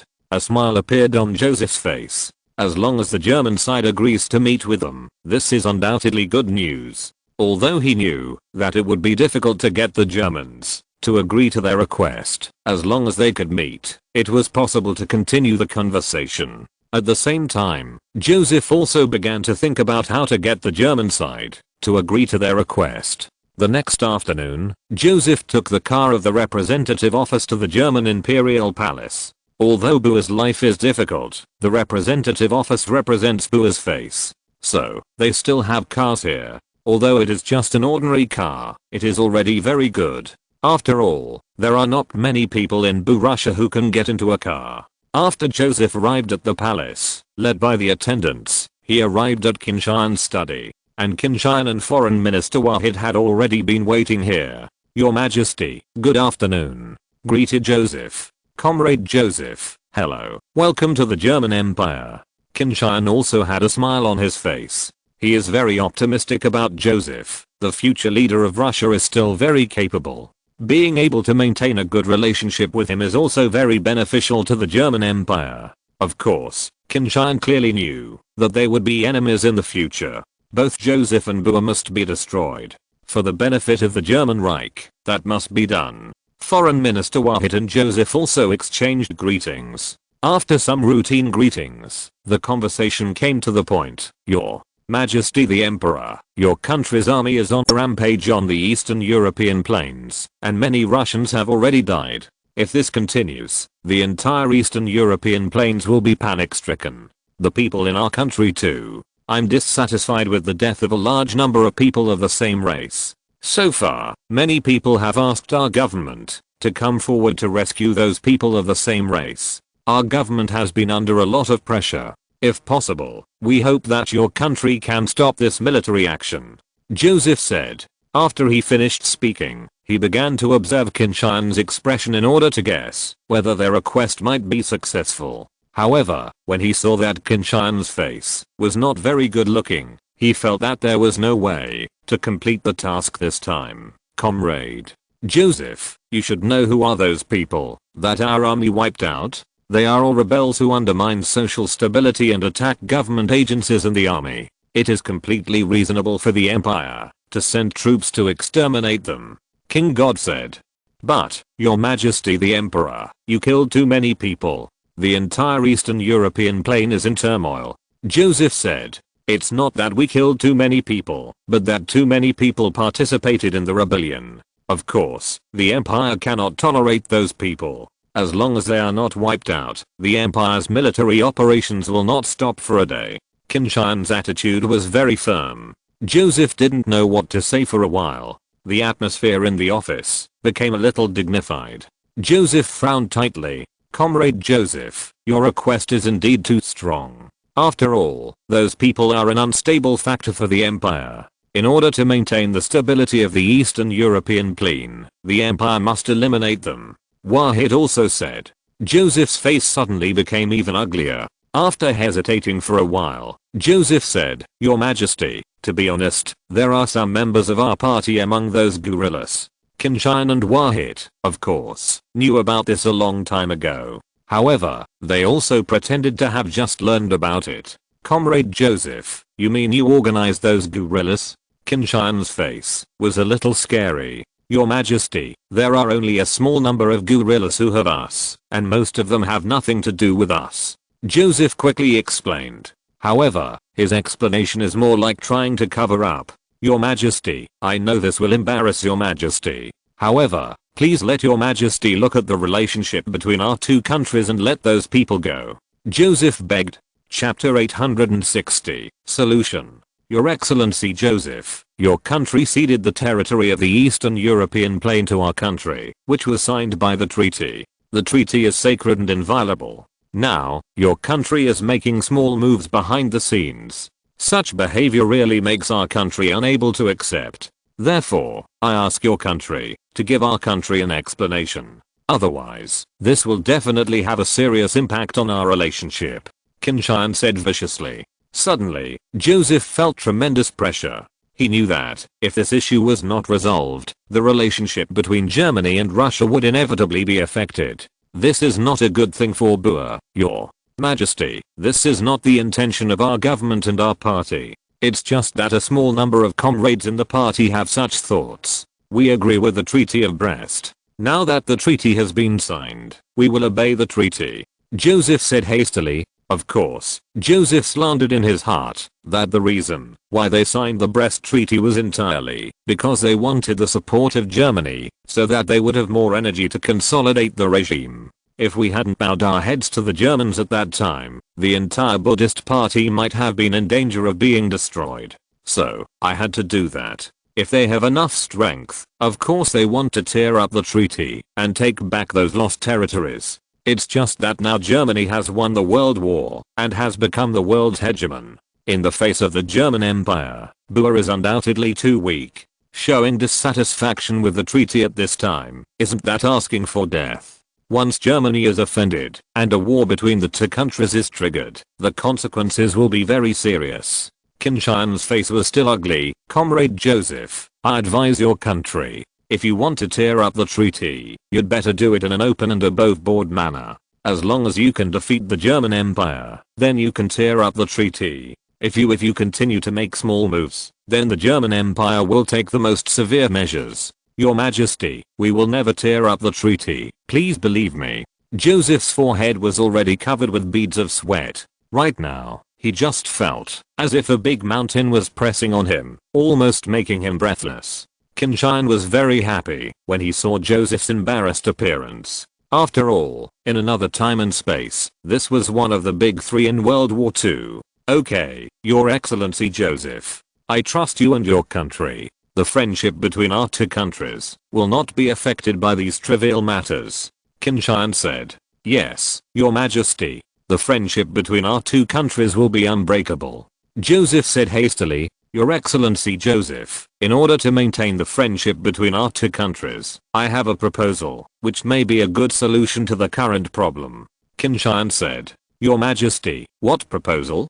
Joseph asked. "Next spring, our country can give your country a chance. At the same time, it is also a chance for those Russians who oppose the empire. As long as they want, they can leave Germany and go to Russia. The empire will never interfere. No matter how many people are members of your party can leave the empire. However, after leaving the empire, they absolutely cannot come back. Otherwise, the empire will never tolerate them," Qin Tian said. Joseph immediately began to think about it. The reason why they sent a large number of Cloth Party members to lurk down was to make trouble for Germany, so that Germany had no chance to digest those territories. In this way, when they counterattack in the future, they can gain great benefits. But it now appears that their original deployment was simply wrong. The large-scale military operations launched by the Germans caused them heavy losses. If they continue to implement it, their losses will only be further increased. If those people can be withdrawn to the country, it may be the best way. Your Majesty, this is a very good idea. I personally agree. However, I need to report to the country. I believe that Comrade Ulyanov will also agree," Joseph said. Qin Tian nodded. "In this case, it is undoubtedly the best. Although, this will cause a large loss of population in the German territory on the Eastern European plain. It may even lead to a serious shortage of labor force. However, the only advantage is that without the interference of the Cloth Party members, Germany can digest and absorb those territories very well. At that time, after 10 or 8 years, those territories will completely belong to Germany. However, Comrade Joseph, I have to remind you, no matter how many people you have in the Eastern European plains, you must evacuate. If you don't evacuate, they will be regarded as good citizens. Once they are found to be engaged in opposition to the German Empire activities, the Empire will wipe them all out," Qin Tian warned. "Don't worry, Your Majesty, we will let them all evacuate," Joseph promised. Of course, Qin Tian knew that this was just casual talk. The Cloth Party will never be so obedient. There will still be a lot of Cloth Party members lurking down, and Germany obviously won't let them do what they want. because what Qin Tian said was that spring began to evacuate. Spring comes on the Eastern European plains, but you have to wait until April and May. By that time, Qin Tian believed that not many guerrillas and cloth party members had survived. Your Excellency Joseph, the Empire attaches great importance to the friendly relationship with Russia. We hope that such a thing will not happen again. Qin Tian said. Your Majesty, I promise that nothing like this will happen again. Joseph said. He was very satisfied with being able to solve this problem in this way. He believed that Comrade Ulyanov would be equally satisfied. Your Majesty, the current Russia has just defeated the White Army. Everything is in vain. We hope to get more support from Germany. Joseph looked at Qin Tian eagerly. Another task of Joseph is to hope to get more support from Germany, so that the industry of Russia can be developed faster and better. Before the revolution, Russian industry was the worst of the great powers. World wars and civil wars have devastated their industries. It can be said that the current industry in Russia is no different from that of the poor and the poor. In order to restore, or even build a stronger industry, they must get more support. Your Excellency Joseph, Germany can provide assistance to Russia within its capacity. Of course, Qin Tian did not refuse. Chapter 861, German-Russian Friendship. Your Excellency Joseph, Germany can rebuild a complete industrial system for your country. However, it will cost a lot of money. It is impossible for Germany to lose money because of this. Qin Tian said. Joseph was overjoyed when he heard the words, Your Majesty, thank you so much for your country. Russia will always regard the German Empire as our friend. As for friends, of course we will not let them lose money. Naturally, we should guaranteed. If the yield rate can rebuild the industrial system for Russia, then Russia can save a lot of things because of this. Of course, Joseph also had some doubts about the generosity of the Germans. But he didn't understand what good this would do to the Germans. So I didn't say much. However, Your Majesty the Emperor, Russia does not have enough funds to pay for this. We hope to get a loan from Germany. Joseph said. Your Excellency Joseph, are you joking? To establish a complete industrial system, it will cost more than 10 billion marks. Germany doesn't have that much money to lend you. Qin Tian exclaimed. Joseph felt a little embarrassed about this. If so much money is involved, it is indeed a bit too difficult to get a loan from Germany completely. Your Majesty, what do you say? Joseph said. Qin Tian thought for a while, and then said, Your Excellency Joseph, according to the old rules, BUA should pay the bill with agricultural products and mineral resources. Now there are only these things left. As a big country, at least in terms of territorial size, Russia's resources are very rich. Being able to obtain these resources from Russia is very helpful for improving Germany's industrial development. What's more, in such barter trade, the pricing is often determined by Germany. This will allow Germany to gain huge benefits from it. There is another point, that is, Germany will help Russia rebuild the industrial system so that German products can occupy the entire Russia. For products from other countries, there will be crowding out. In any case, is a big market with hundreds of millions of people. Even if it cannot occupy this market for a long time, as long as it can occupy this market in a short period of time, Germany can also obtain huge benefits.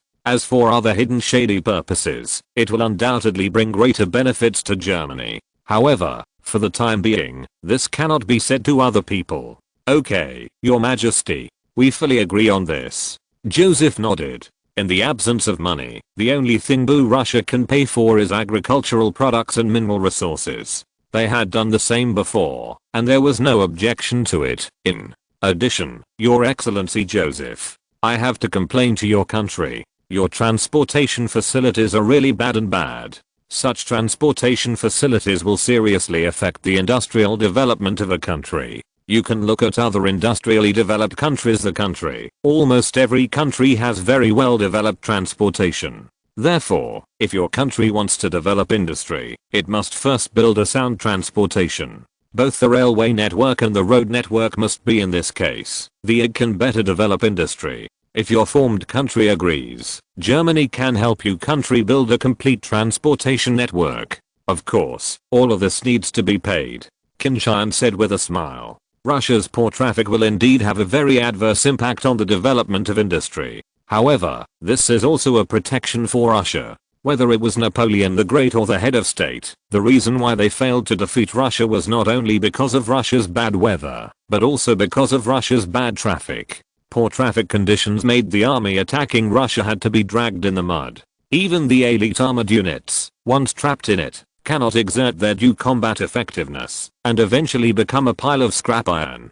Therefore, in order to defeat Russia, traffic must be resolved. If it can help Russia build a complete transportation network, this will allow Germany to effectively avoid these problems when attacking Russia. Of course, after the outbreak of war, Russia can destroy these transportation networks. Railroads can have their rails removed, and roads can have their land foundations removed. But even so, only a railway who's caused some minor troubles for the German army tracks have been stripped can be retracked. Land-based roads can also be rebuilt if they are dug out. Such a workload is undoubtedly much smaller than rebuilding railways and roads. It will not have much impact on the German offensive. However, this intention of Germany can easily be seen through by Russia. Whether the Russians will agree is hard to say. Of course, Germany will try its best to fight for it.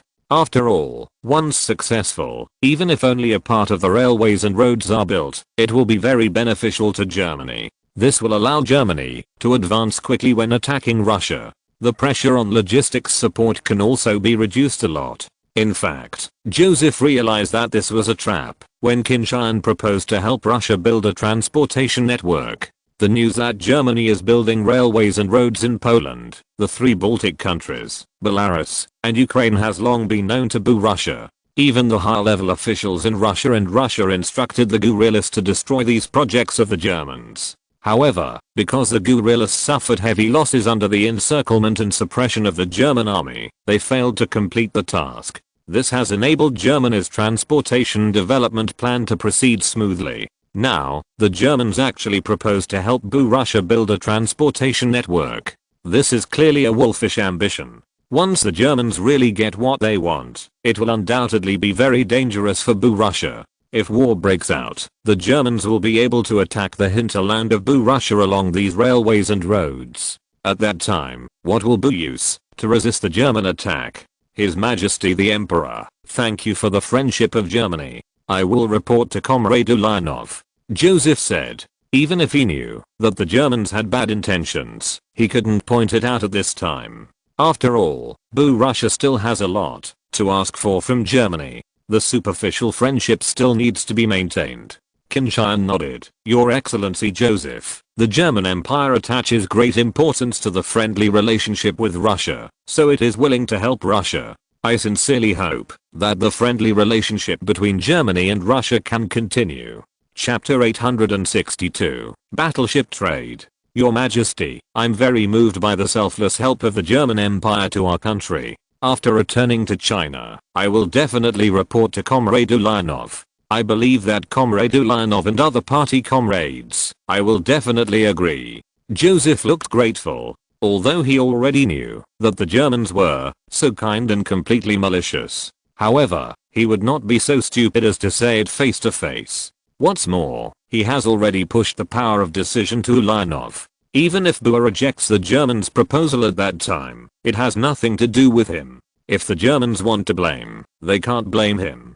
Qin Tian saw Joseph's perfunctory, but didn't say anything. Anyway, it is not an easy task for the German Empire to defeat Russia. It doesn't hurt to start planning ahead of time. Once any layout is successful, it can play a big role in combating Russia. After saying some unnutritious words, it seems that it is time for this meeting to end. However, Joseph put forward new requirements at this time. Your Majesty, during this military parade, I deeply felt the military power of the German Empire, especially the German Navy, which dominates the world. If possible, I hope Russia can order a batch of warships from the German Empire, said Joseph. This is what he decided after careful consideration. Now the Russian Navy is completely blank. Although they inherited some naval officers and warships from the Russian Empire, they are all light warships, which can only play the role of offshore patrol. If you want to go to the far sea, it is impossible. before the Russian Empire was destroyed, although some battleships were built. But compared with those battleships of the Germans, the performance gap is too big.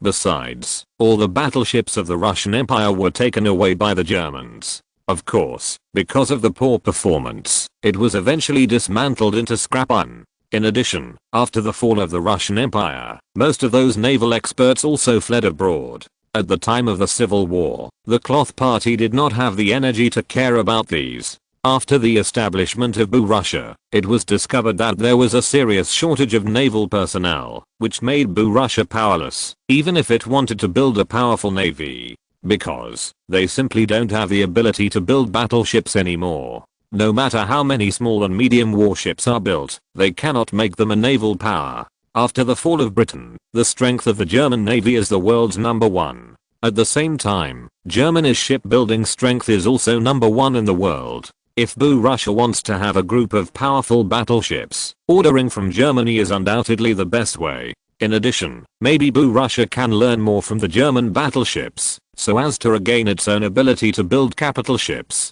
Helping you build battleships? That's no problem. Your country can place orders directly with our shipyard. I believe that our shipyard is capable of fulfilling your order. However, is this what your government means?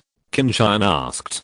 Joseph hesitated for a moment, and then said, Your Majesty, this is only my idea at present. However, I believe Comrade Ulyanov will definitely agree. The reason why Joseph is so anxious to strengthen the strength of the Russian Navy is that on the one hand, he has seen the strength of the German Navy, and he is afraid that after a war with Germany in the future, they will be threatened by the German Navy. On the other hand, he also wanted to penetrate his own power into the army. Among the Russian army, Trotsky had a strong influence, and Joseph could not compete with Trotsky at all. If a powerful navy can be established, Joseph can use it to compete with Trotsky. After all, among the candidates for Ulyanov's successor in the future, it was the two of them who competed most fiercely. Qin Tian nodded and helped Russia build battleships, which did not have much impact on Germany. After all, it is impossible for a powerful navy to rely solely on purchasing warships from abroad. In addition, almost all the seas in Europe are under the control of Germany.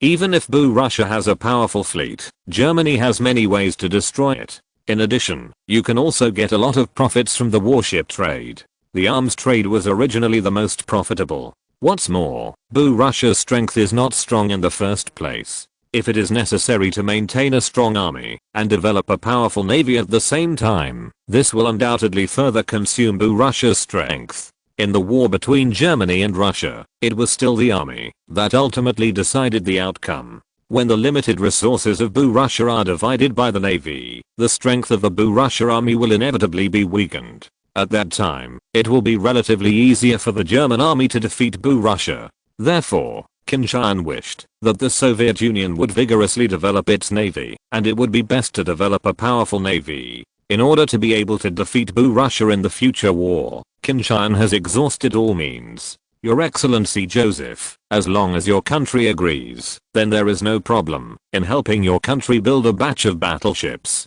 Qin Tian said. Your Majesty, that's really great.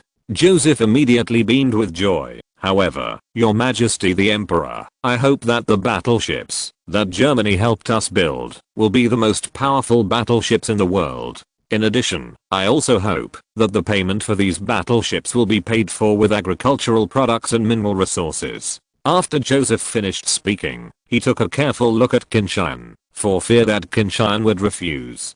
Qin Tian thought for a while, then nodded. Of course he knew that didn't have enough money to pay the bills. It doesn't matter what method they use to pay the bill, as long as they can pay, it's great. Anyway, Qin Tian's purpose is not here. Your Excellency Joseph, I assure you that the battleship built by Germany for your country is definitely the most powerful battleship in the world. It has a displacement of more than 40,000 tons and is equipped with a 410mm main gun. Such firepower is definitely the strongest. It's too big. I'll let the shipyard tell you about the other parameters. Qin Tian said.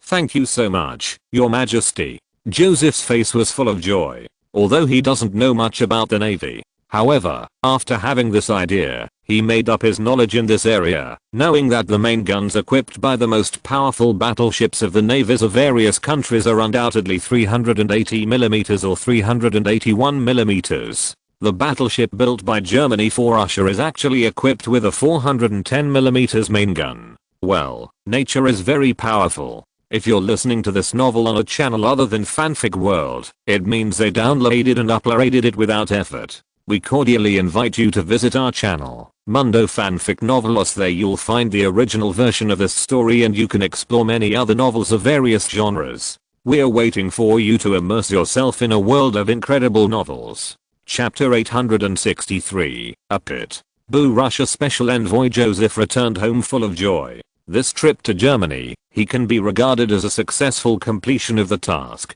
Not only did they find a way to save the comrades in the German-occupied areas on the Eastern European plains, but they also received huge support from Germany. More importantly, Germany is willing to help Boo Russia build a batch of battleships at a favorable price, which gives Joseph the opportunity to reach into the army. It can be said that Joseph thinks that the task this time has been completed very well. He believed that, after returning to Boo Russia this time, he would definitely be rewarded by Ulyanov. In this way, he will be able to occupy an advantageous position in the competition with Trotsky. Maybe it will allow Ulyanov to establish him as his successor. Not to mention Joseph's longing. The German Empire held an imperial meeting after the Russian delegation left. The most important topic of the imperial meeting was a series of deployments to Russia. Your Majesty, this time the Russian special envoy left with a smile on his face. He must have obtained what they wanted from the empire.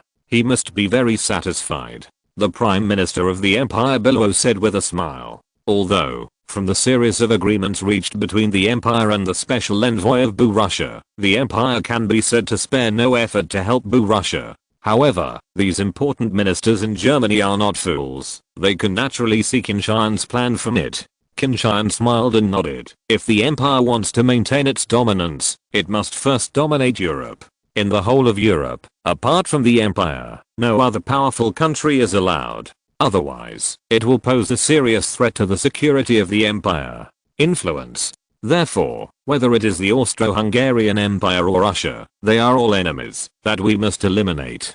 Qin Tian paused and continued. Needless to say about the Austro-Hungarian Empire, we are already drawing up a plan to deal with them. The Austro-Hungarian Empire is next to us, and it is undoubtedly relatively easy to deal with them. However, Boo Russia is different. Even though we slaughtered a piece of fat from them in the last war, their strength is still very strong. In addition, the Empire has too many enemies now. If you do not deal with it carefully, Napoleon the Great, the failure of the expedition to Russia, may be a lesson for us. Yes, Your Majesty. The military and political ministers of the Empire replied solemnly. The current situation in Germany is indeed very similar to the original French First Empire. However, France at that time faced opposition from many European powers. Now Germany is facing the siege of the world's powerful countries. I propose to help Boo Russia establish an industrial system. On the one hand, it is because, even if Boo Russia does not get help from us, it must be able to get help from other places.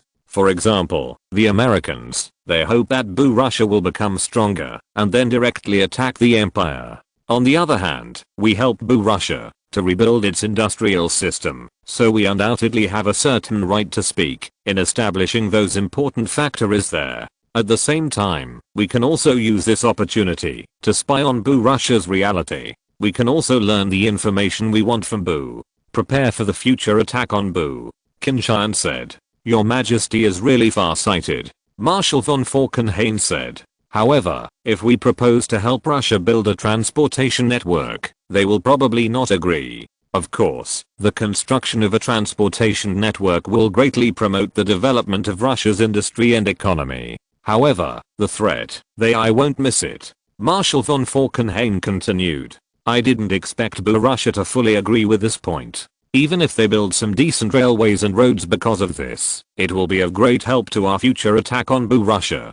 Qin Tian said. The ministers silently repeatedly. To attack Boo Russia, the vast territory of Boo Russia must first be considered. The vast territory will bring huge strategic depth to Boo Russia. In addition, Russia's poor transportation will make it very difficult for any country's military to supply logistics.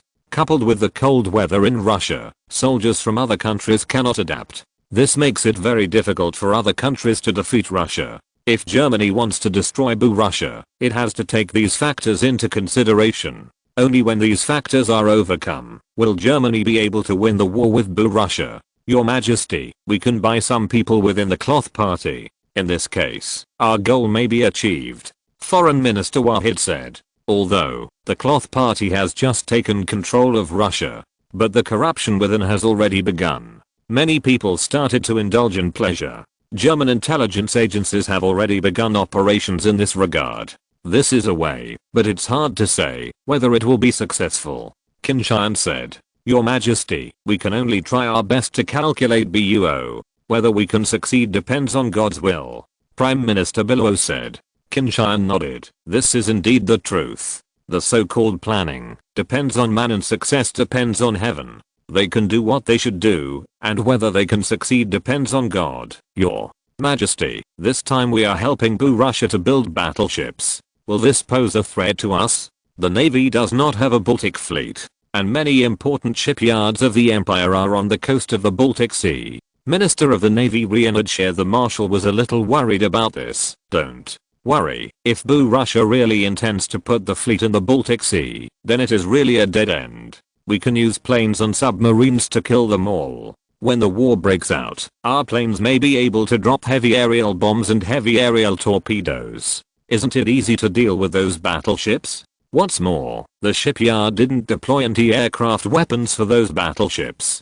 Qin Tian smiled. Marshal Reinhard Scheer suddenly laughed. He knew that Qin Tian had dug a hole for but those guys still jumped in foolishly. They were looking for their own death. The strength of Russia is not as good as ours. If they develop the army with all their strength, it may be difficult for us to defeat them. However, if they allocate part of their strength to develop the navy, then they will seek their own death. Yes. At that time, it will be relatively easier for us to defeat them. Everyone, in order to defeat we must do our best and use all the methods. Qin Tian looked serious. Yes, Your Majesty. The other ministers also replied solemnly. Chapter 864, Security Threats. When Joseph returned to Moscow, it was already mid-January.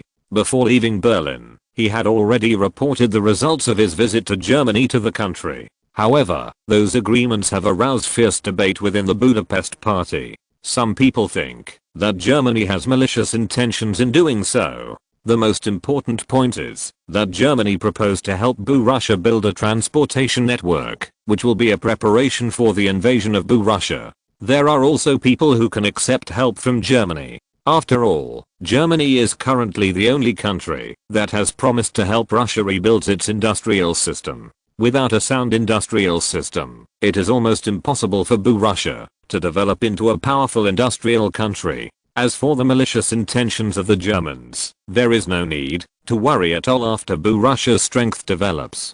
They will be strong enough to hold against Germany. The top leaders of the Cloth Party, although discussed several times, did not reach an agreement on this issue. Ulyanov decided to shelve this proposal for the time being and wait until Joseph returns to Moscow before holding a meeting of the Politburo for discussion. When Joseph returned to Moscow, Chicherin greeted him outside the city. Compared with another time and space, Joseph in this time and space has the title of People's Commissar of Foreign Affairs. Chicherin, on the other hand, was his deputy. In another time and space, it was Trotsky who served as the People's Commissar for Foreign Affairs. The main reason why Joseph was able to hold this post was his relationship with Germany. Germany is now the world's hegemon. Being able to appoint a person who is familiar with Germany and keeps in touch with high-level German officials as the People's Commissar of Foreign Affairs is very helpful to Russia's foreign policy. Comrade Joseph, you have worked hard all the way. Comrade Ulyanov sent me to meet you. Your trip to Germany this time has undoubtedly achieved great results. Comrade Ulyanov, I'm very satisfied with this, Chicherin said. Comrade Chicherin, how did I hear that some people in the party were very dissatisfied with this? I almost didn't directly say that I betrayed the interests of the party and the country. Joseph also has his own news channel. Although he is no longer in Moscow, he is not completely ignorant of what happened in Moscow. Those who openly accused Joseph of betraying the interests of the Boo Party and Boo Russia were none other than those under Trotsky. From this, it can undoubtedly be seen that the competition for successors seems to have entered a fever pitch. Chicherin looked a little unnatural. Comrade Joseph, at least Comrade Ulyanov is very appreciative of your success this time. Joseph nodded. Indeed, now Ulyanov's influence in the party has almost been deified. This made it almost impossible for him to think about anything else. As long as Ulyanov is satisfied with him, the attitude of others is not important at all. Comrade Joseph, Comrade Ulyanov asked you to go to the Kremlin to meet him in the afternoon. Chicherin said. Okay, I see. Joseph nodded. Joseph knew that Ulyanov was concerned about this mission to Germany, and at the same time, wanted to ask his opinion. Undoubtedly, if Ulyanov cannot be persuaded, then the credit for his mission this time will be greatly reduced. This is not what Joseph wants. Therefore, he began to think carefully about how to persuade Ulyanov. That afternoon, when Joseph arrived at the Kremlin, Ulyanov was taking a nap. As he got older, and was exiled in Siberia in his early years, Ulyanov's health became worse and worse. It is precisely because of this that the conflict between Joseph and Trotsky has intensified. Both want to be identified as successors before Ulyanov dies. Only in this way can he become the supreme leader of this country. Joseph prevented Ulyanov's secretary from waking Ulyanov up, but waited quietly a side point after a while. Ulyanov opened his eyes, and when he saw that Joseph was waiting, he said angrily, Comrade Joseph, why didn't you wake me up? How precious our time is. There are still a lot of things to do, and it is really inappropriate to waste so much time. Comrade Chairman, you are too tired. For the sake of the country and the party, you should also take more rest. As for the wasted time, I will work overtime to make up for it. Joseph said. Well, Comrade Joseph, let's not make an example. Ulyanov said. Although he looked a little angry on the surface, in fact, he was very satisfied with Joseph's actions and his heart point. Joseph is better than Trotsky, probably in these aspects. He could always get through little things and make Ulyanov look at him differently. When the secretary withdrew, and only the two of them were left in the office, the conversation also entered the main topic. Comrade Joseph, how do you feel about your trip to Germany this time? Ulyanov asked. Comrade Chairman, the deepest feeling I have left on my trip to Germany this time is that Germany is too powerful. Really, Germany is really too powerful. They deserve to be the most powerful country in the world. Not only do they have the world's most powerful army and the most powerful navy in the world, other countries simply cannot compare with them. Joseph said. Ulyanov's expression was solemn, and he knew that, since Joseph said so, it must not be exaggerated in the slightest. Germany's strong military strength is undoubtedly a great threat to other countries. Similarly, Russia is also among the countries threatened. What's more, the threat to Russia is even greater. After all, once Germany wants to unify the whole of Europe, Russia will probably bear the brunt of Germany's attack. If Germany attacks us, can we hold them off? Ulyanov asked. Comrade Chairman, I don't understand military affairs. However, I can tell you with certainty that with the strength of our army, it is almost impossible to resist the German attack. Joseph said. After hearing this, Ulyanov remained silent for a long time. Although, in the process of seizing the rule of Russia by the Cloth Party, Germany's support helped them a lot. However, Ulyanov has always had a sense of crisis. He knew that, when Germany became stronger, the security of Russia would be threatened. However, they could not refuse Germany's help. Otherwise, their revolution would not have been so easy to succeed. Now, it is time for Russia to do its best to ensure national security. Chapter 865. Poisoned candy. Germany can defeat Britain and France and become the victor of the World War. Their strength is naturally beyond doubt. However, if they want to attack us, then we have no choice but to resist desperately. We will let the Germans know, if we want to destroy us, they will pay an extremely heavy price. In this case, the Germans may be afraid. After all, we are not the only enemy of Germany. Ulyanov said. Germany's strength dominates the world. However, this also poses a serious threat to other countries. It is foreseeable that other countries must also be against Germany. For example, the United States on the other side of the ocean is eyeing Germany. Yes, Comrade Chairman. However, I think that, even if this is the case, we must try our best to strengthen our own strength. Only in this way can we not be helpless when Germany attacks us. Joseph said. Ulyanov nodded, strengthening the strength of Russia. Of course he agrees. Otherwise, with Russia's strength, how can it fight against Germany, comrade? Joseph, I'm generally satisfied with the agreement you reached with Germany this time. For example, let the Germans help us rebuild our industrial system. This is undoubtedly an important way for us to increase our strength. Ulyanov said. Yes, Your Excellency. During the period of Imperial Russia, Russia's industry was not developed. Because of the impact of the war, our industry was almost destroyed. If there is no external support, we want to restore industry and then develop stronger. It will be very difficult. And it will take a long time. Therefore, the help of the Germans is undoubtedly very important to us. In this way, it can greatly reduce our need the time it consumes. It gives us enough time to arm us stronger. Maybe, when we have a strong industry and a strong army, the Germans will be afraid to attack us. After all, if they attack us, if it will cause them heavy losses, I think the Germans will definitely think about it. The German Emperor is not a fool. Joseph said. Yes. But, will the Germans be so kind to help us build an industrial system? I always feel that there is some conspiracy in it. Ulyanov frowned tightly. Comrade Chairman, of course the Germans will not be so kind. They help us rebuild the industrial system, and they want to make money. We have to spend money to buy those factories and machinery. Other conspiracies, I think this is not a problem. After all, those factories are on our territory. If something is wrong, you can send the army to take over these factories, and the Germans have nothing to do with us. Joseph said. Ulyanov thought for a while, then nodded. Indeed, as long as the factory is on the territory of Russia, there is no fear of the Germans playing tricks. After all, although Germany is strong, they undoubtedly have a home court advantage on the territory of Russia. Unless the two sides tear their faces apart and a war breaks out. In that case, might not be his opponent. However, if that is the case, then the Germans will never get the money to build these factories. It seems that the Germans help us rebuild the industrial system, and there is no threat to us. As long as we send special personnel to watch, there should be no problem. Ulyanov said.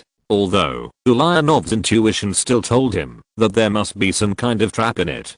However, rebuilding the industrial system is undoubtedly a great temptation for them. They simply couldn't refuse this candy smeared with poison. After hearing what Ulyanov said, Joseph breathed a sigh of relief. If Ulyanov nodded, then there should be no problem in passing this one. However, the Germans offered to help us build a transportation network, which is undoubtedly a threat to us. We have worked hard to repair the railways and roads, and then wait for the Germans to use these railways and roads to invade us. German people think us too stupid. Ulyanov sneered. After hearing what Ulyanov said, Joseph knew that he was not very satisfied with this one point. Joseph thought for a while, and then said, Comrade Chairman, this request of the Germans is indeed malicious. However, we have to admit that good traffic conditions can greatly promote the development of economy and industry. Of all the economically and industrially developed countries in the world, there is no country with bad transportation facilities. However, we have to guard against the threat that the Germans will use these transportation facilities to invade us in the future. But at the same time, the transportation facilities, when the conditions are good, we can also use these transportation facilities to quickly mobilize our troops. Once the Germans attack us, we can quickly mobilize our troops to the border and resist the war outside the border. Resisting the flames of war outside the borders is quite a temptation for Ulyanov. From the outbreak of the World War to the present, Russia has experienced many wars. If it is possible to truly keep the flames of war out of the country's borders, this undoubtedly will ensure that their construction achievements will not be destroyed by the flames of war. But in the same way, when he thinks of Germany's strong military strength, he is skeptical about whether the Russian army can resist the German army's attack on the border.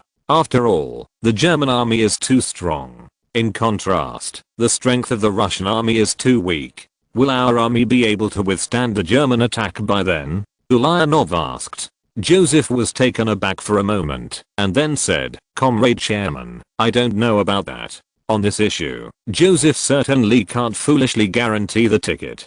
In that case, Ulyanov would definitely be suspicious. Once the war really broke out, and the Russian army failed to withstand the German attack, then he would have to bear the corresponding responsibility.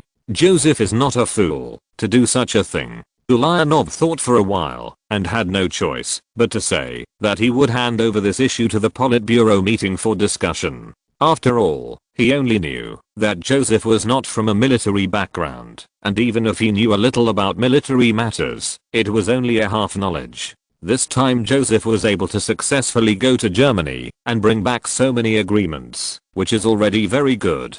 Chapter 866, Successor Controversy. Comrade Joseph, you also asked the Germans to help us build a group of powerful battleships.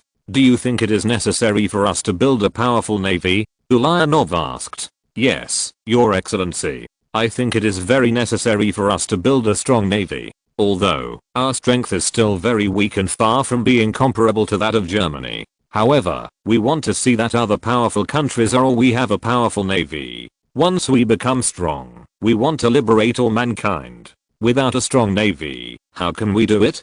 Joseph said. On this issue, Joseph intends to fight for it with all his strength. If he wants to get involved in the army and deepen his influence in the army, he must find a way to expand the navy, and it is best to let him serve as a naval commissioner. Therefore, he had to get Ulyanov to agree with his plan. Otherwise, everything will be empty talk. Ulyanov nodded. Liberating all mankind. This is the ultimate goal of the BU party. However, the most important thing before them is to make BUO stronger. And in future wars, it is necessary to resist the enemy's attack. If it fails in future wars, then Soviet Russia will cease to exist. Not to mention these goals. Comrade Joseph, I'm worried that with our current strength, there is no way to build a strong navy. Ulyanov was a little worried. After all, Russia's national strength is not yet strong, and the navy is extremely expensive. At least much more expensive than the army needs. Comrade Chairman, I have already negotiated with the Germans. The cost of building battleships can also be paid for by agricultural products and mineral resources. In this case, there is not much pressure on us. Joseph said.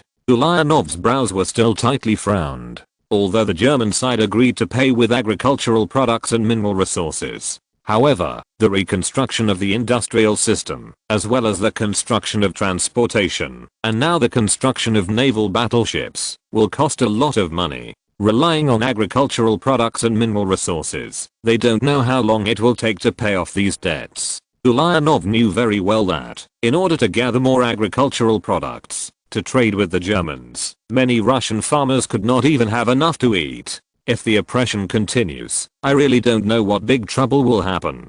Joseph knew that it would be difficult to convince Ulyanov on this issue. However, this involves a struggle for military power, and he cannot back down. Comrade Ulyanov, I have other considerations in advocating the establishment of a strong navy, Joseph said. What consideration? Ulyanov asked. The Germans distribute most of their shipyards along the Baltic Sea. In other words, almost all of the German shipbuilding industry is concentrated in the Baltic Sea. If we can have a strong fleet in the Baltic Sea, if Germany turns against each other, or even breaks out of war, we can use the fleet to directly attack the German shipbuilding industry. In this way, it can greatly relieve our pressure. Joseph said. Ulyanov nodded. This is indeed a solution. However, the German navy is very powerful.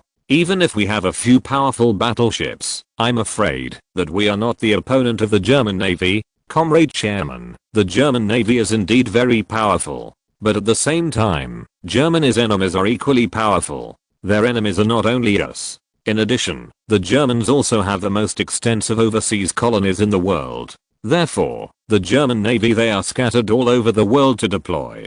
The Baltic Sea is just insignificant to the German navy, should not deploy too strong a force in the Baltic Sea. I think that by then, with the strength of our navy, we will defeat the Germans. There is no problem at all, Joseph said. Ulyanov agrees with Joseph's point of view. In his opinion, Bu was too weak compared with the German Empire. Even if it is another 10 or 8 years, I'm afraid that it will not have the strength to fight against the German Empire. Under such circumstances, they can only try to find a way to resist the attack of the German army in the war. Okay, Comrade Joseph. This issue can be submitted to the Politburo meeting for discussion. Ulyanov said, Comrade Chairman, I sincerely hope that our country can have a strong army. Only in this way can we resist the Germans' attacks and even defeat them in future wars. Joseph said sincerely, he is doing the last fight. Ulyanov nodded. He understood what Joseph meant. Ulyanov also knew about the competition between Joseph and Trotsky. However, in his opinion, both Joseph and Trotsky were equally good.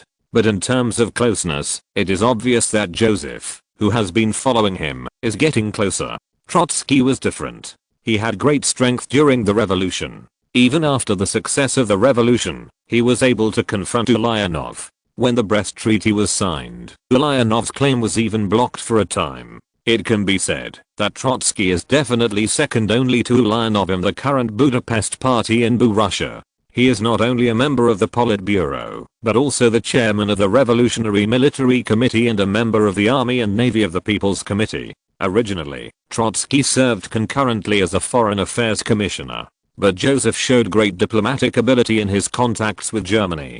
That's why Ulyanov asked Joseph to serve as a Foreign Affairs Commissioner. The reason for doing this is that it did not strengthen Joseph's strength and contain Trotsky's intentions. Joseph worked so hard to strengthen the navy, and Ulyanov also knew his intentions. However, in Ulyanov's view, if Joseph can strengthen his strength in the navy, in this case, it may be possible to further contain Trotsky. It also kept Joseph from always being at a disadvantage in the competition with Trotsky. Comrade Joseph, are you willing to step down as a foreign commissioner? Ulyanov asked. Joseph was taken aback for a moment, but he immediately stated, Comrade Chairman, I will follow your arrangement. Although, losing his position as a Foreign Affairs Commissioner will damage his strength. But Joseph still didn't dare to go against Ulyanov's wishes. Ulyanov nodded. Then at tomorrow's Politburo meeting, you can resign as a member of the Foreign Affairs Committee. However, you can't be idle. You can also serve as a Naval Committee member. Chapter 867, Fierce Competition.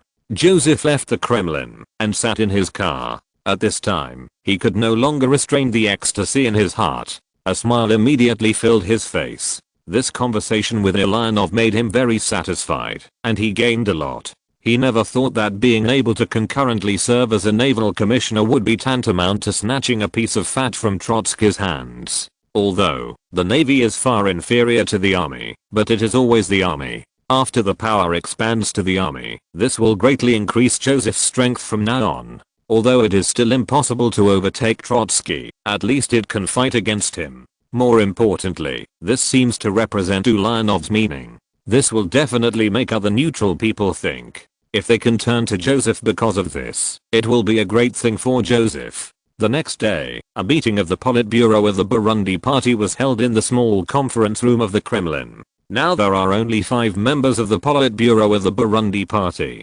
Ulyanov is the chairman of the People's Committee. Kamenev is the chairman of Moscow. Krestinsky is a member of the Organization Bureau. Joseph is a member of the Organization Bureau, and the People's Committee for Ethnic Affairs Commissioner, Workers, and Peasants Inspection Commissioner and Foreign Affairs Commissioner. Trotsky was chairman of the Revolutionary Military Council and a member of the Army and Navy of the People's Committee. These people are the top leaders of Russia. Everyone. Comrade Joseph successfully visited Germany. He also held talks with Kaiser Wilhelm III and reached a series of agreements that are very beneficial to our party and our country. Let us applaud him and thank him for his party and country hard work. Ulyanov praised highly. Papa. Applause rang out immediately, although it seemed sparse because there were too few people applauding. However, with the identities of these people, they were able to applaud Joseph, which already made him very satisfied. Thank you. All these achievements can only be achieved under the leadership of Comrade Chairman. Without the wise leadership of Comrade Chairman, I would not have been able to successfully complete the task during my visit to the German Empire. Of course, Joseph did not dare to take credit for it. All the credit needs to be attributed to Ulyanov's wise leadership. Trotsky's face was not very good looking. Ulyanov praised Joseph so highly, which was somewhat beyond his expectations. However, this is obviously not a good thing for him. You know, he is also determined to win Ulyanov's position. When the revolution succeeded, his prestige was not as high as that of Ulyanov, so Ulyanov became the leader. If after Ulyanov's death, he can't become the supreme leader of the Burundi party in Burussia, this makes him unacceptable. Trotsky thought that Joseph was far from being able to compare with him in terms of qualifications, ability, or strength. Therefore, in the competition with Joseph, Trotsky has always had the advantage. However, now Ulyanov's attitude has changed. It is not a good thing for him to change from neutrality to Joseph. Comrades, Kaiser Wilhelm III has agreed to let those Russians in the German-occupied area return to our motherland family in the spring. This will greatly promote our national strength. At the same time, it can also prevent our party from suffering greater losses. Comrade Joseph has done a very good job of making Germany make such a retreat, Ulyanov said. Regarding the first agreement reached between Joseph and Germany, the top leaders of the Burundi party have no objections. Although, this proved that their penetration into new German territories had failed. However, at least part of the strength can be preserved. For the Bu party in Burussia, this is already a rare victory. However, they would not find out until spring that under the siege of the German army, there were not many guerrillas and cloth party members left. I don't know how many outstanding talents died in the hands of the Germans. This is definitely a heavy blow for Burussia. On this issue, Trotsky remained silent and did not attack it, because he knew that, if it were him, he wouldn't be able to do better than this. In the second agreement, the Germans have agreed to support us in rebuilding the industrial system. We will use agricultural products and mineral resources to pay for the required expenses. What do you think about this? Ulyanov asked. Comrade Chairman, rebuilding the entire industrial system will be a huge project. The number of factories to be built will be measured in thousands. The cost of funds is even more immeasurable. And we will not be able to spend so much money in a short period of time. In that case, the construction period may take 10 years or even longer. In addition, our previous transactions with the Germans were based on agricultural products and mineral resources. This has already made our people's lives very difficult. If we continue to use agricultural products to trade with the Germans, the consequences will be even more serious, Kamenev said.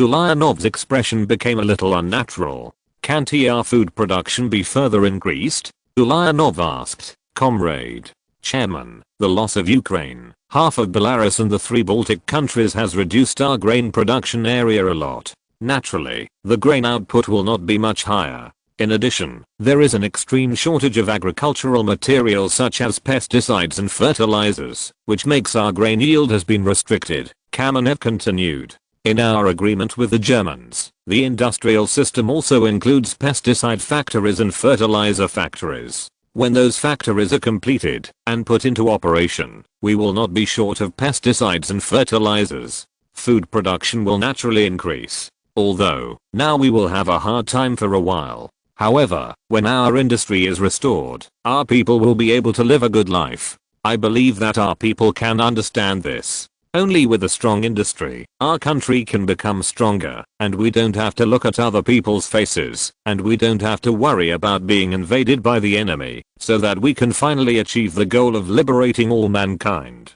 Joseph said, but, will the Germans be so kind to help us rebuild our industry? Don't forget, we are adjacent to Germany. Once our strength becomes stronger, it will not be a good thing for the Germans. Trotsky said. Germany is the world's hegemon. Maybe they don't pay attention to us at all. After all, in terms of strength, the gap between us and them is too big. Joseph said. Chapter 868. Ulyanov's attitude. Our cooperation with the Germans can continue. The Germans are willing to help us rebuild the industrial system, which is undoubtedly the best. However, we cannot completely trust the Germans. During the reconstruction of the industrial system, we must follow our wishes as much as possible, so as not to be taken advantage of by the Germans. In addition, the time must be accelerated as much as possible. The Germans may not give us such a long time at all, Ulyanov said. Ulyanov added in his mind that he himself might not be able to wait that long. He himself is very clear about his physical condition, and he probably won't be able to last much longer. The only thing he hopes is that before he closes his eyes, he can watch BUO become stronger and have the strength to fight against powerful enemies. Yes, Comrade Chairman. Several others replied.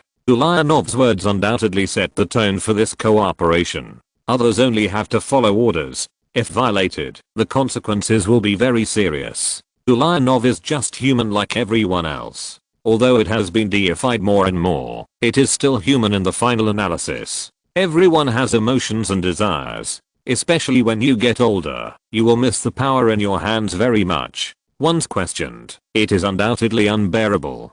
Therefore, no one else dared to provoke Ulyanov at this time. Everyone's statement made Ulyanov very satisfied. He nodded and continued. The third agreement is mainly that the Germans propose to help us build a complete transportation network. What's your opinion on this? Comrade Chairman, you absolutely cannot promise this to the Germans. Once the transportation facilities are perfected, the Germans will be able to attack our hinterland along these transportation lines in the future.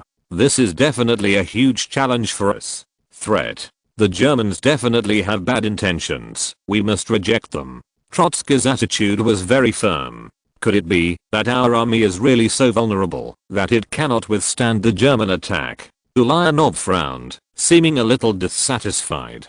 Trotsky blushed all of a sudden, and after a few seconds, he said, Comrade Chairman, our military strength cannot be compared with that of the Germans. They are the hegemons of the world and have the most powerful army and navy. It will take a long time for us to catch up with them. Of course, in Trotsky's heart, he didn't think that the Russian army would ever catch up with the German army. Therefore, he believes that the poor traffic conditions in Russia are actually a kind of protection for them. If there is no such protection, it will be easily defeated by the Germans. Your Excellency, in history, Napoleon's attack on Russia suffered a disastrous defeat, partly because of Russia's cold winter. But the main reason is that Russia's inconvenient transportation completely collapsed the logistics supplies of Napoleon's army. Therefore, Q2's the scorched earth tactic can only be effective if one day we face a German attack. The scorched earth tactic will probably be our last resort.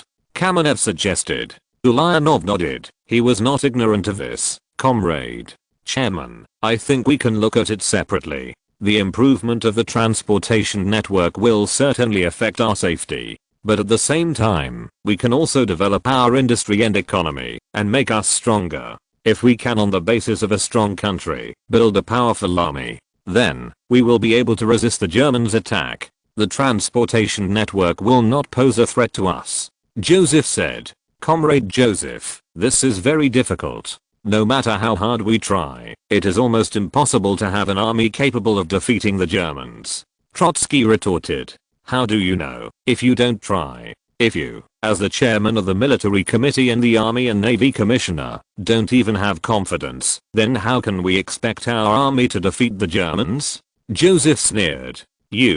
I'm seeking truth from facts. Trotsky's face was at hen. Okay, this is a Politburo meeting, not a vegetable market. Shut up, Ulyanov said with a dark face. Joseph and Trotsky had no choice but to shut up resentfully and said nothing more.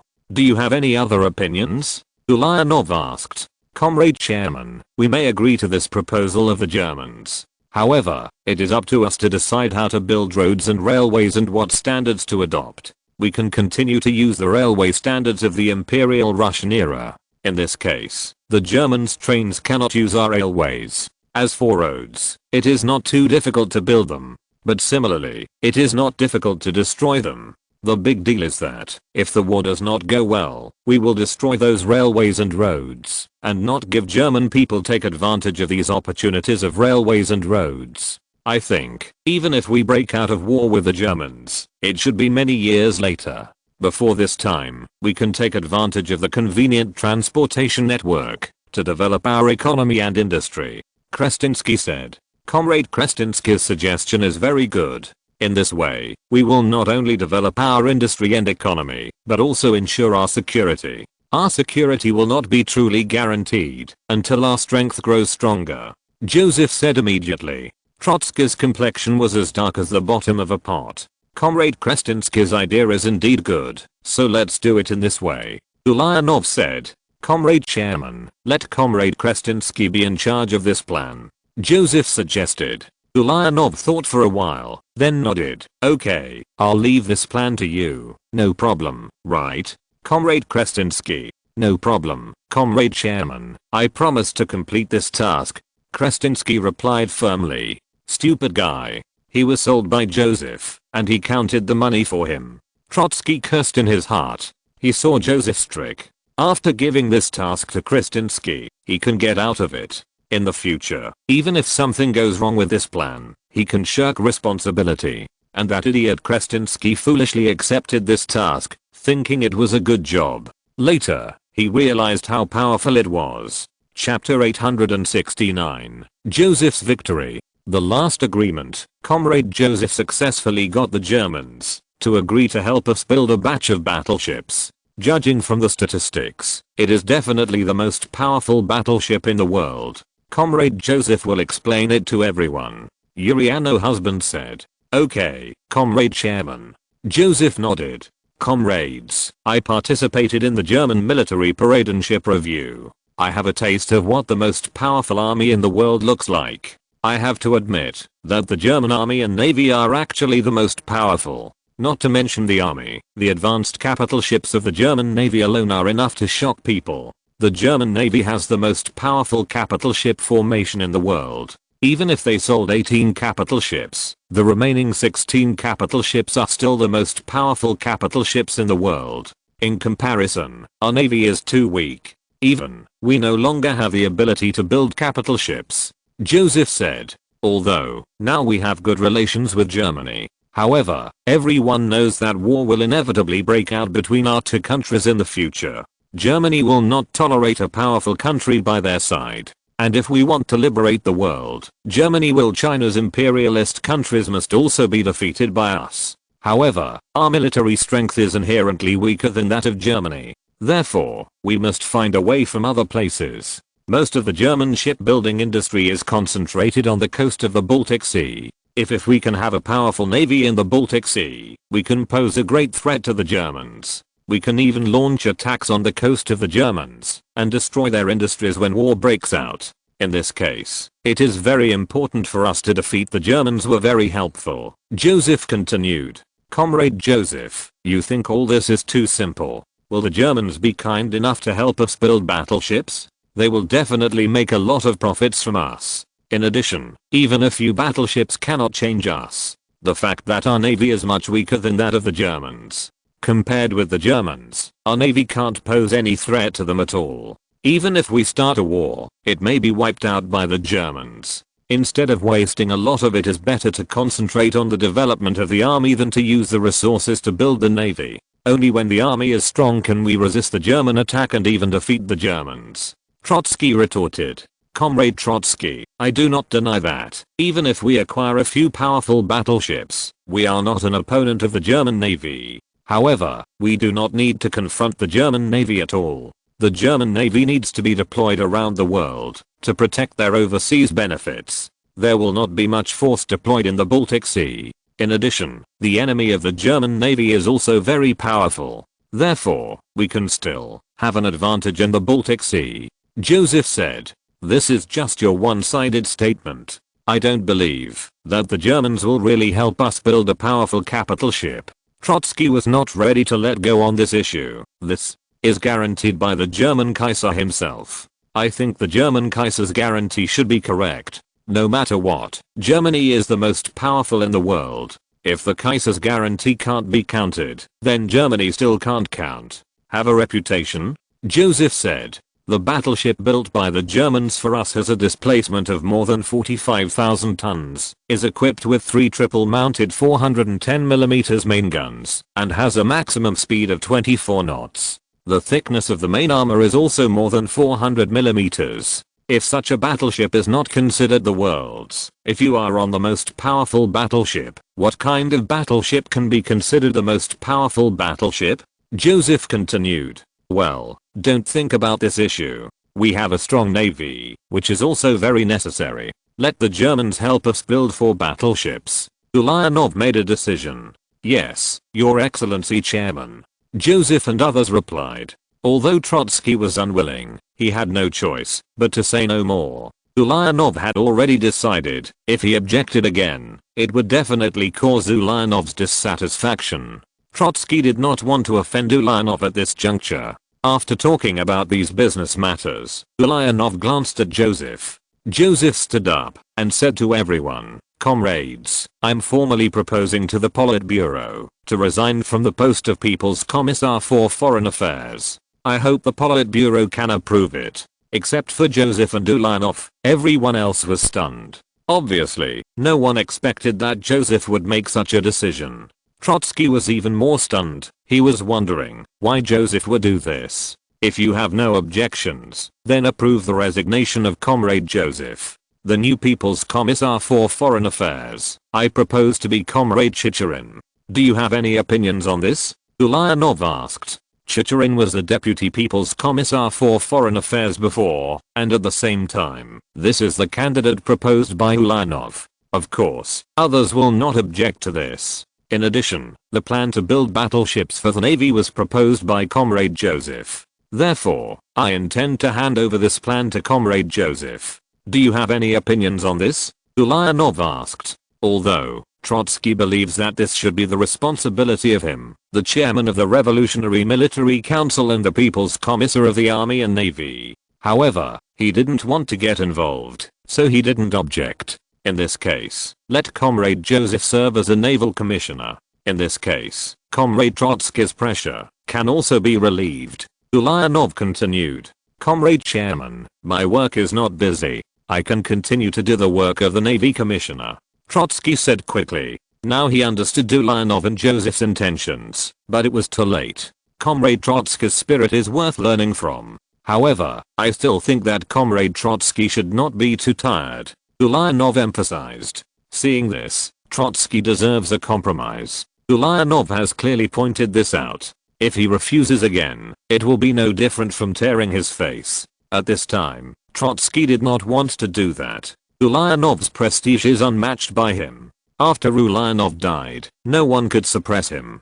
So, now he has to be patient. If you're listening to this novel on a channel other than Fanfic World, it means they downloaded and uploaded it without effort. We cordially invite you to visit our channel, Mundo Fanfic Novelos. There you'll find the original version of this story and you can explore many other novels of various genres. We're waiting for you to immerse yourself in a world of incredible novels.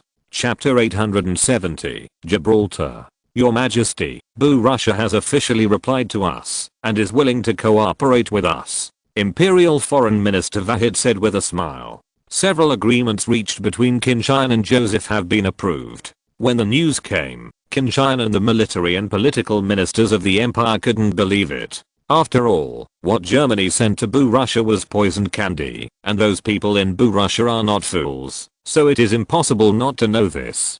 Qin Tian even once thought that there might be some kind of conspiracy by the Boo party. However, even if there is some conspiracy, Boo Russia agreed to these conditions, which is also of great benefit to Germany. Whether it is to help Russia rebuild its industrial system or build a transportation network, it will cost money. Boo Russia has no real money, so it uses agricultural products and mineral resources to pay off debts. How many agricultural products and mineral resources are given, and Germany will help them build as many factories, sell as many machinery and equipment, and build as many railways and roads. In this case, the construction period is almost determined by Boo. In order to speed up, they will definitely step up the exploitation of those farmers. Would those peasants take kindly to Boo when they were starving? When Germany attacks Boo Russia, it will announce the allocation of land to them and reduce taxes at the same time. You don't need to think about it, but those Russian peasants will probably become leaders in no time.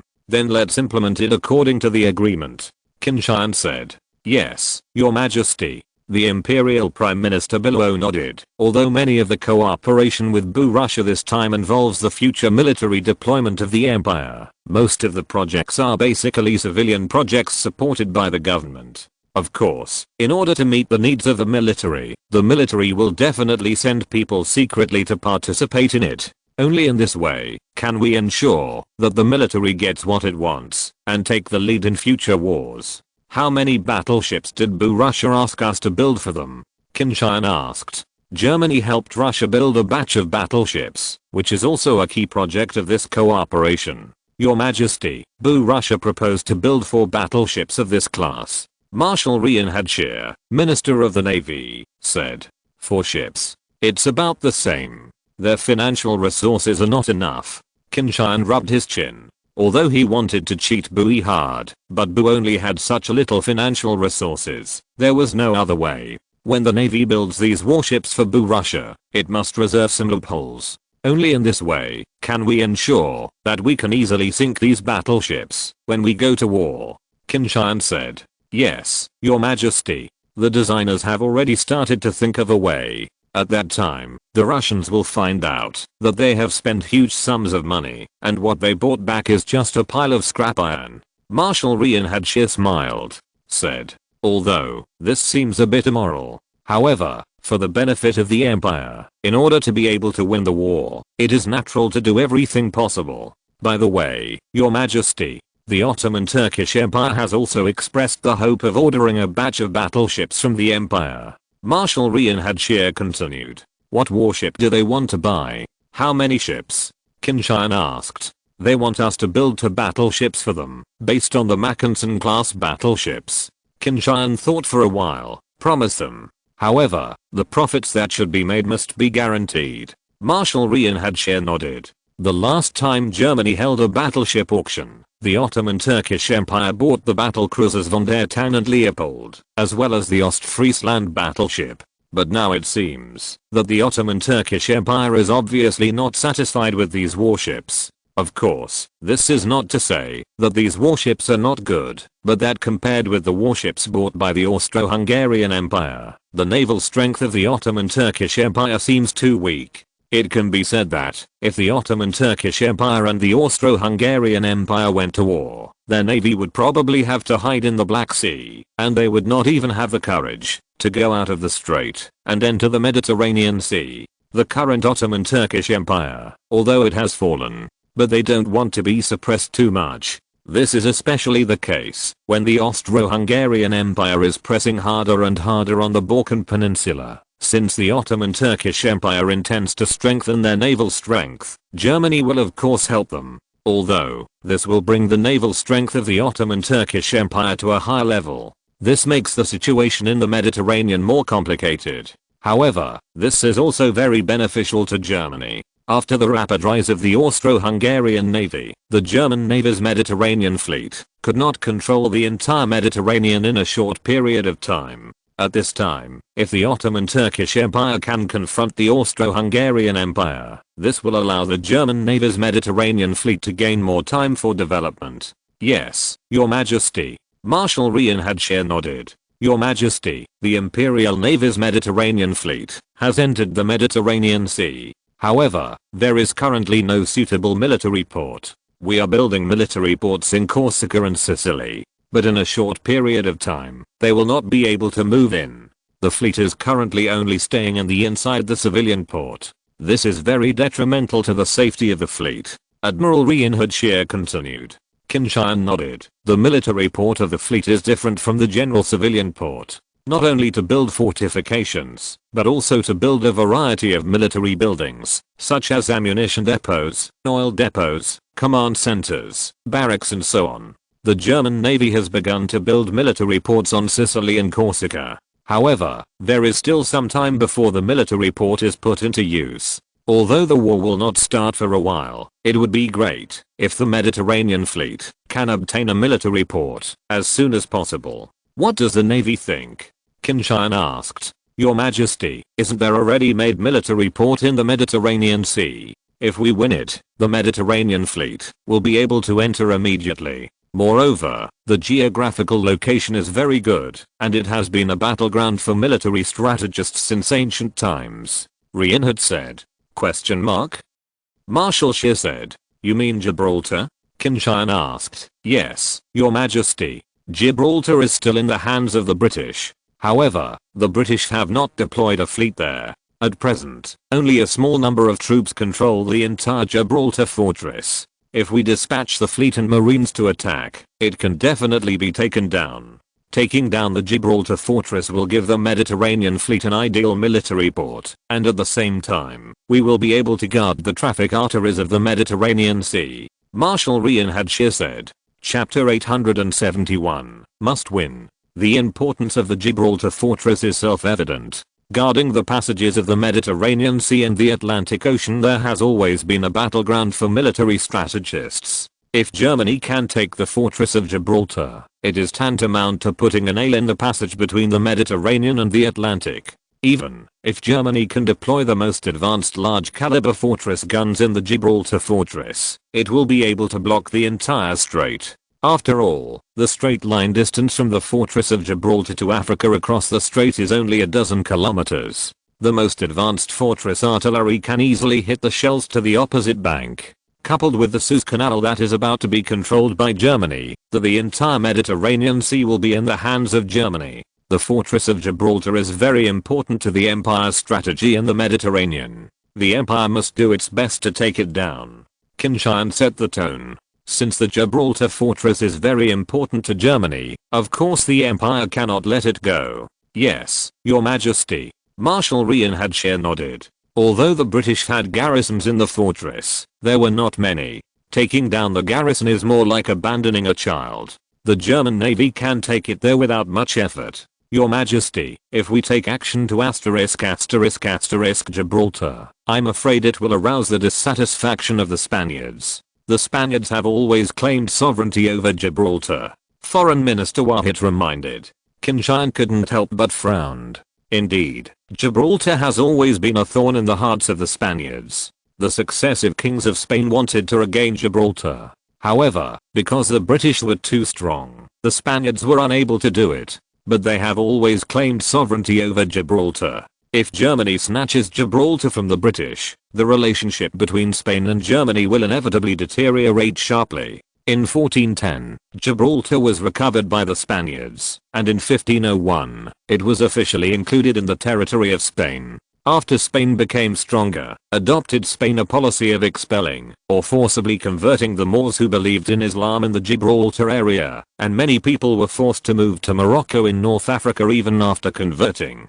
Spanish King Carlos II has no heirs, and the French Bourbon royal family will inherit the Western throne. After the death of Carlos II in 1700, Philip, grandson of King Louis XIV of France, was proclaimed King of the West. But Carlos II's nephew, Archduke Charles of Austria, also claimed to inherit the throne according to the blood relationship of the Habsburg royal family. This triggered the War of Spanish Succession in 1701. Britain and the Netherlands supported Archduke Charles, whose coalition forces captured Gibraltar in 1704 and established a military fortress. In 1713, the two warring parties signed the Utrecht Peace Treaty, recognizing Philip's status as King of Spain, but in exchange, Gibraltar was ceded to Britain. After the British occupation of Gibraltar, the original Spanish residents were expelled, and a large number of immigrants from other places, many Italians and British people also began to move in,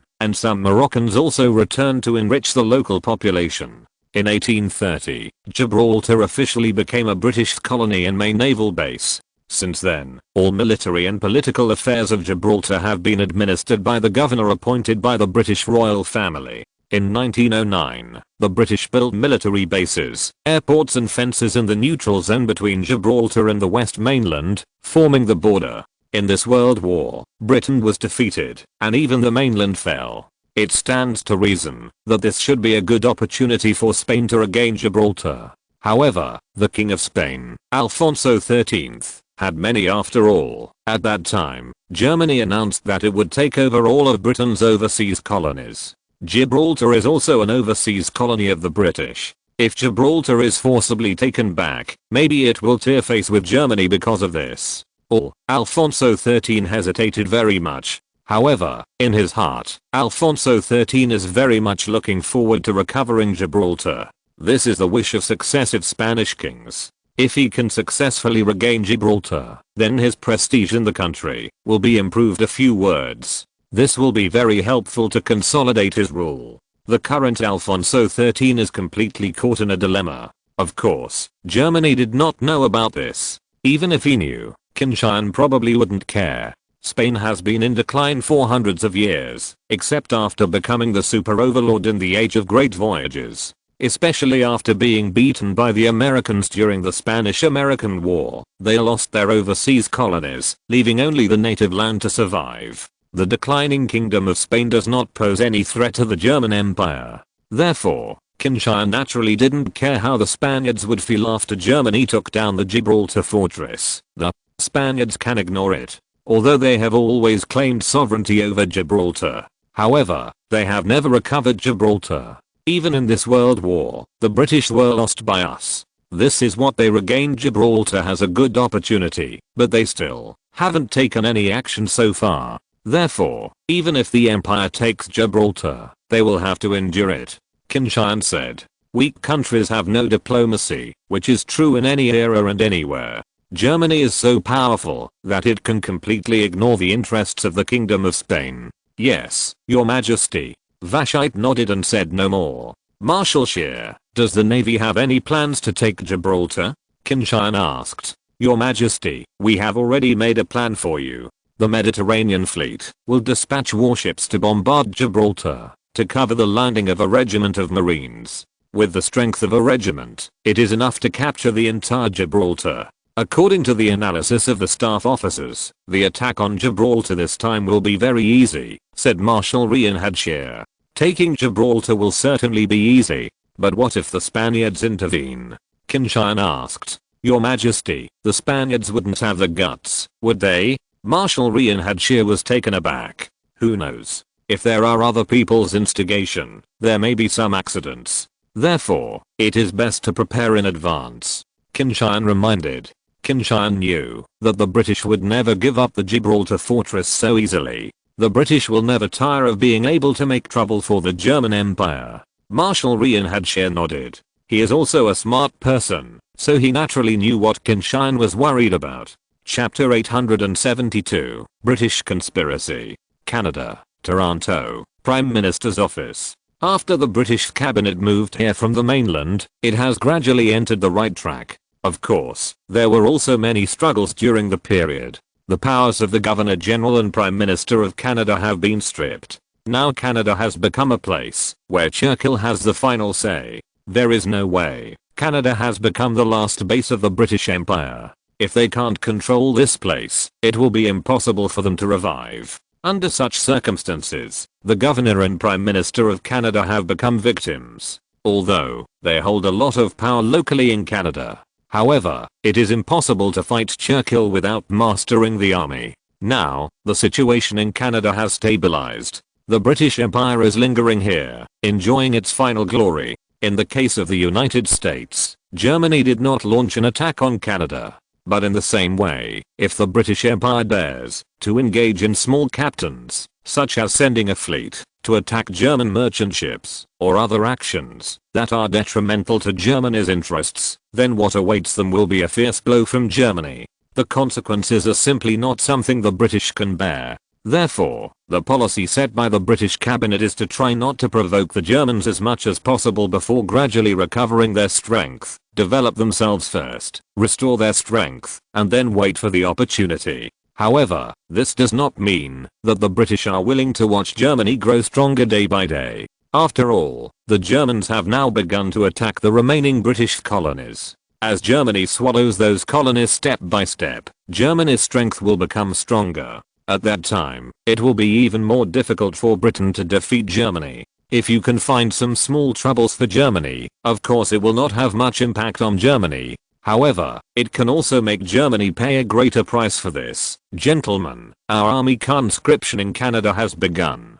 Although Canada has only a few million people. However, there are countless British people coming here from other places. Whether they come from the mainland, South Africa, Australia or India. They are all British. Soon, we will have a larger population. Our army recruits 500,000 soldiers, so there should be no big problem.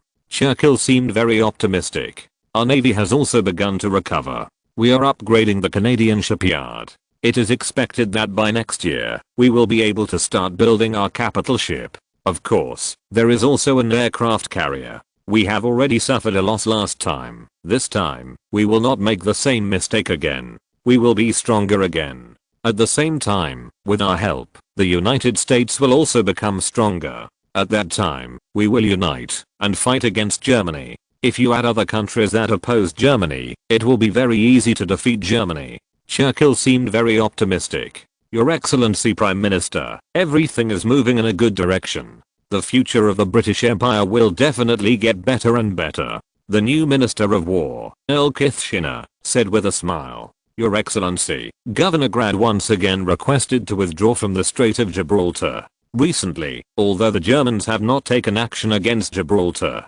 However, based on various intelligence analysis, the possibility of them launching an attack on Gibraltar is already very high. Now we are in Gibraltar, without a ship, only a few thousand soldiers defending the fortress. Once the Germans attack, we have no chance of resisting it.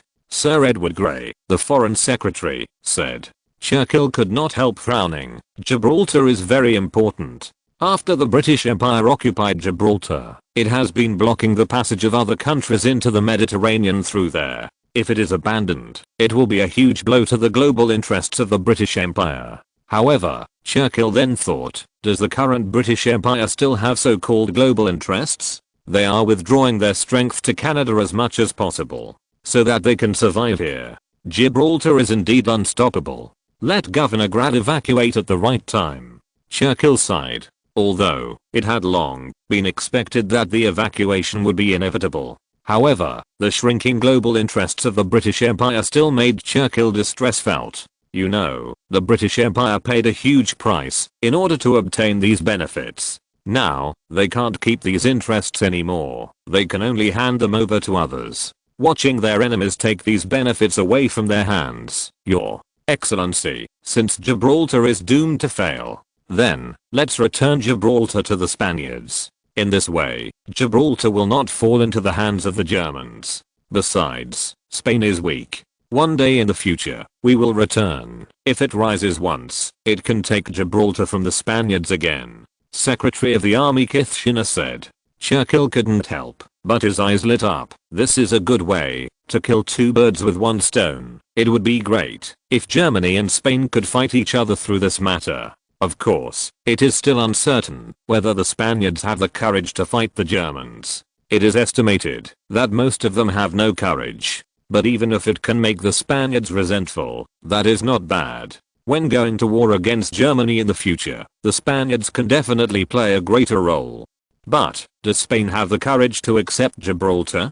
Sir Edward Grey was a little worried. After all, the Spaniards are not fools. They naturally know that taking over Gibraltar at this time will undoubtedly mean confronting the Germans. As long as they are not fools, they should know how big the risk is. Whether the Spaniards dare to accept it or not, we have to try it. In this case, it will not do us any harm. Let the Imperial Ambassador to Spain talk to the Spaniards about this matter immediately. As long as the Spanish government promises to guarantee that we will garrison in Gibraltar the safety of our officers and soldiers, then Gibraltar can be returned to them immediately. Churchill made a decision.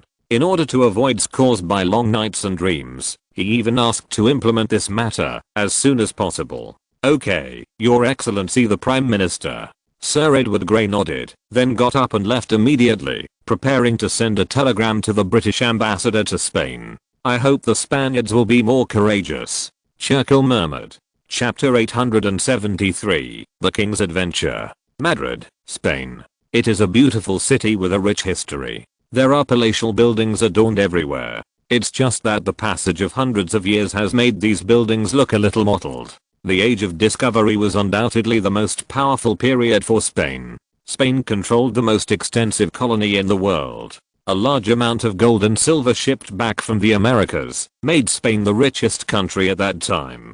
But unfortunately, the Spaniards took those gold and silver and lived a rich life. They didn't use the gold and silver to develop military power and industry, so that they were caught up by the rising Britain. After the Armada attacked England, but suffered a disastrous defeat, Spain's national strength suddenly plummeted. Although later, they also tried hard, such as jointly challenging Britain's maritime hegemony with France. However, all failed in the end. More than 10 years ago, during the Spanish-American War, it was beaten all over the place by the emerging United States, and lost the last Cuban and Philippine colonies. This made Spain completely lose its lost ambitions, and become a country immersed in its former glory. Spanish King Alfonso XIII has lost his ambitions, because he knew that a powerful country dominating Europe had already appeared. If Spain can no longer figure out the situation, the consequences may be very serious. However, Alfonso XIII does not want to get involved in the dispute, but it does not mean that others will let him go. On January 23, the British ambassador to Spain met with Spanish Foreign Minister Prieto, and the two had a 2-hour meeting. After that, the British ambassador left the embassy with a smile on his face. After sending off the British ambassador, Prieto went directly to the palace to see Alfonso XIII. Your Majesty, the British are very sincere this time. They asked us to guarantee the safety of their garrison in Gibraltar, and they immediately returned Gibraltar to us. Your Majesty, this is a great thing. We must not miss it. How much years later, all the kings of Spain hoped to take back Gibraltar, but because the British were too powerful, they failed to succeed, and now, the opportunity is in front of us. Prieto persuaded. Prince Alfonso XIII hesitated. He knew that this was a rare opportunity for the Kingdom of Spain. If you miss it, there will be no such opportunity in the future. However, he was well aware of the Germans' plans for Gibraltar. If Spain regains Gibraltar at this time, it will definitely make the Germans angry. Weak Kingdom of Spain was simply unable to withstand the wrath of the German Empire. At that time, the Kingdom of Spain will be completely destroyed. Your Excellency, Minister of Foreign Affairs, we can certainly take this opportunity to recover Gibraltar. But, how do the Germans explain? Alfonso XIII asked. This, Your Majesty, we have always claimed that Gibraltar is our inherent territory, and the Germans are aware of this. Therefore, if we want to regain Gibraltar, the Germans have nothing to say. What's more, the Germans have not yet starting an operation against Gibraltar. Maybe they have no intention of occupying Gibraltar. Prieto continued to persuade. Prieto is not a fool, otherwise he would not be the Minister of Foreign Affairs. He naturally knew how risky it would be for Spain to regain Gibraltar. Once the anger of Germany is aroused, they will all be finished. However, the reason why Prieto did this was entirely because the British gave him a lot of money. This made Prieto unable to refuse. Anyway, even if the Germans are offended, it has nothing to do with him as the foreign minister. He needn't have worried at all. Alfonso XIII was very hesitant. He didn't want to take risks. Come, find the Prime Minister. Alfonso XIII decided to listen to the Prime Minister's opinion. Soon, Prime Minister Count Romanones rushed to the palace. Your Excellency, the British propose to return Gibraltar to us, as long as we ensure the safety of their troops stationed there. Alfonso XIII said. In a few words, the matter was made clear. Count Romanones frowned suddenly. Your Majesty, I'm afraid this is not very good. At that time, how will we explain to the Germans? Count Romanones said. Your Excellency Prime Minister, Gibraltar is our own territory. What do we need to explain to the Germans? This is an excellent opportunity for us. If we miss this opportunity, we will never have such an opportunity again, Prieto said. Prince Alfonso XIII was a little bit stuck. He was afraid of Germany, but at the same time, he didn't want to give up this once-in-a-lifetime opportunity. If Gibraltar can be recovered, he will become the most outstanding king among the kings in the past few hundred years. But what should we do if the Germans are furious and even go to war against us? Count Romanones asked. If the Germans are dissatisfied at that time, we can think of a way. After all, the Germans have not responded yet. If a fait accompli is created, the Germans should hold their noses and admit it. Although the Germans are the hegemony of the world, but the same, they can't grab the territory of other countries without any reason. In that case, how will other countries treat them? Prieto said confidently. It's as if they regained Gibraltar first, and the Germans would voluntarily give up. Count Romanones said no more. He looked at Alfonso XIII, waiting for his answer. After all, at this time, whether or not to agree to the British should be decided by Alfonso XIII so as not to avoid liability in the future. Everyone, I want to try it. After all, the recovery of Gibraltar has always been the wish of the kings of all dynasties. Now, I finally have such an opportunity, and I don't want to just give up. Alfonso XIII said. Yes, your majesty. Count Romanones and Prito both replied. Prito's face showed a trace of uncontrollable joy. After all, Alfonso XIII decided to accept the British terms, which meant that his task was accomplished. The remuneration given by the British was as high as millions of marks. That's a lot of money. On January 24, 1916, the Spanish government announced that Gibraltar would be recovered from now on. Gibraltar was originally an inherent territory of Spain, and now it is once again under Spanish rule. Chapter 874, Catch food from the mouth of a tiger. On the border between Gibraltar and Spain, British soldiers lined up neatly under the leadership of officers. On the opposite side of them, there is a sparse line of Spanish troops. Compared with the British army, the formation of these Spaniards is undoubtedly very scattered. It can be seen that the combat effectiveness of these Spaniards is worrying. Moreover, the British army has thousands of soldiers, while the Spanish army has less than 1,000 soldiers. However, the Spaniard looked arrogant, as if he had won a big victory. Similarly, the British soldiers also looked beaming. It made this scene very funny. Under the leadership of the officer, the British soldiers handed over their weapons. Rifles piled up like a hill. Light machine guns and heavy machine guns, lined up in a row. There are also all kinds of artillery, which are also neatly arranged in front of the queue. Your Excellency, the time is almost up. We have withdrawn from Gibraltar according to the agreement between the two countries. The British governor of Gibraltar, Grat, smiled. Though, surrendering to the weak and incompetent Spaniard seemed like a lifelong shame. However, compared with his own life, this is undoubtedly a big advantage. If the Germans attack Gibraltar at that time, the thousands of troops stationed in Gibraltar will not be able to resist the German attack at all. At that time, not only these officers and soldiers will suffer heavy casualties. If it is not done well, even he will not end well. Where can it be like now? After Gibraltar is handed over to the Spaniards, they can get away very easily. As for whether the Germans will break out in thunderous fury and use force against Spain, it is beyond his consideration. Okay, the Spanish General Major General Donald said with a bitter face. His troops were closest to Gibraltar, so he was sent to take Gibraltar. However, Major General Donald didn't think it was a good job, and he didn't want to offend the Germans. If this causes the Germans to become angry and a war breaks out, the consequences will be very serious. At that time, his troops will definitely bear the brunt and become the target of the German attack. Major General Donald has already made up his mind. After recovering Gibraltar, he will send a little army to garrison here. And he himself went back to the barracks. He even wanted to escape to Spain if possible. Years of experience in the military career told Major General Donald that this time things were definitely not that simple. If it is not done well, it will be dangerous. The British army lined up neatly, crossed the border, and left Gibraltar.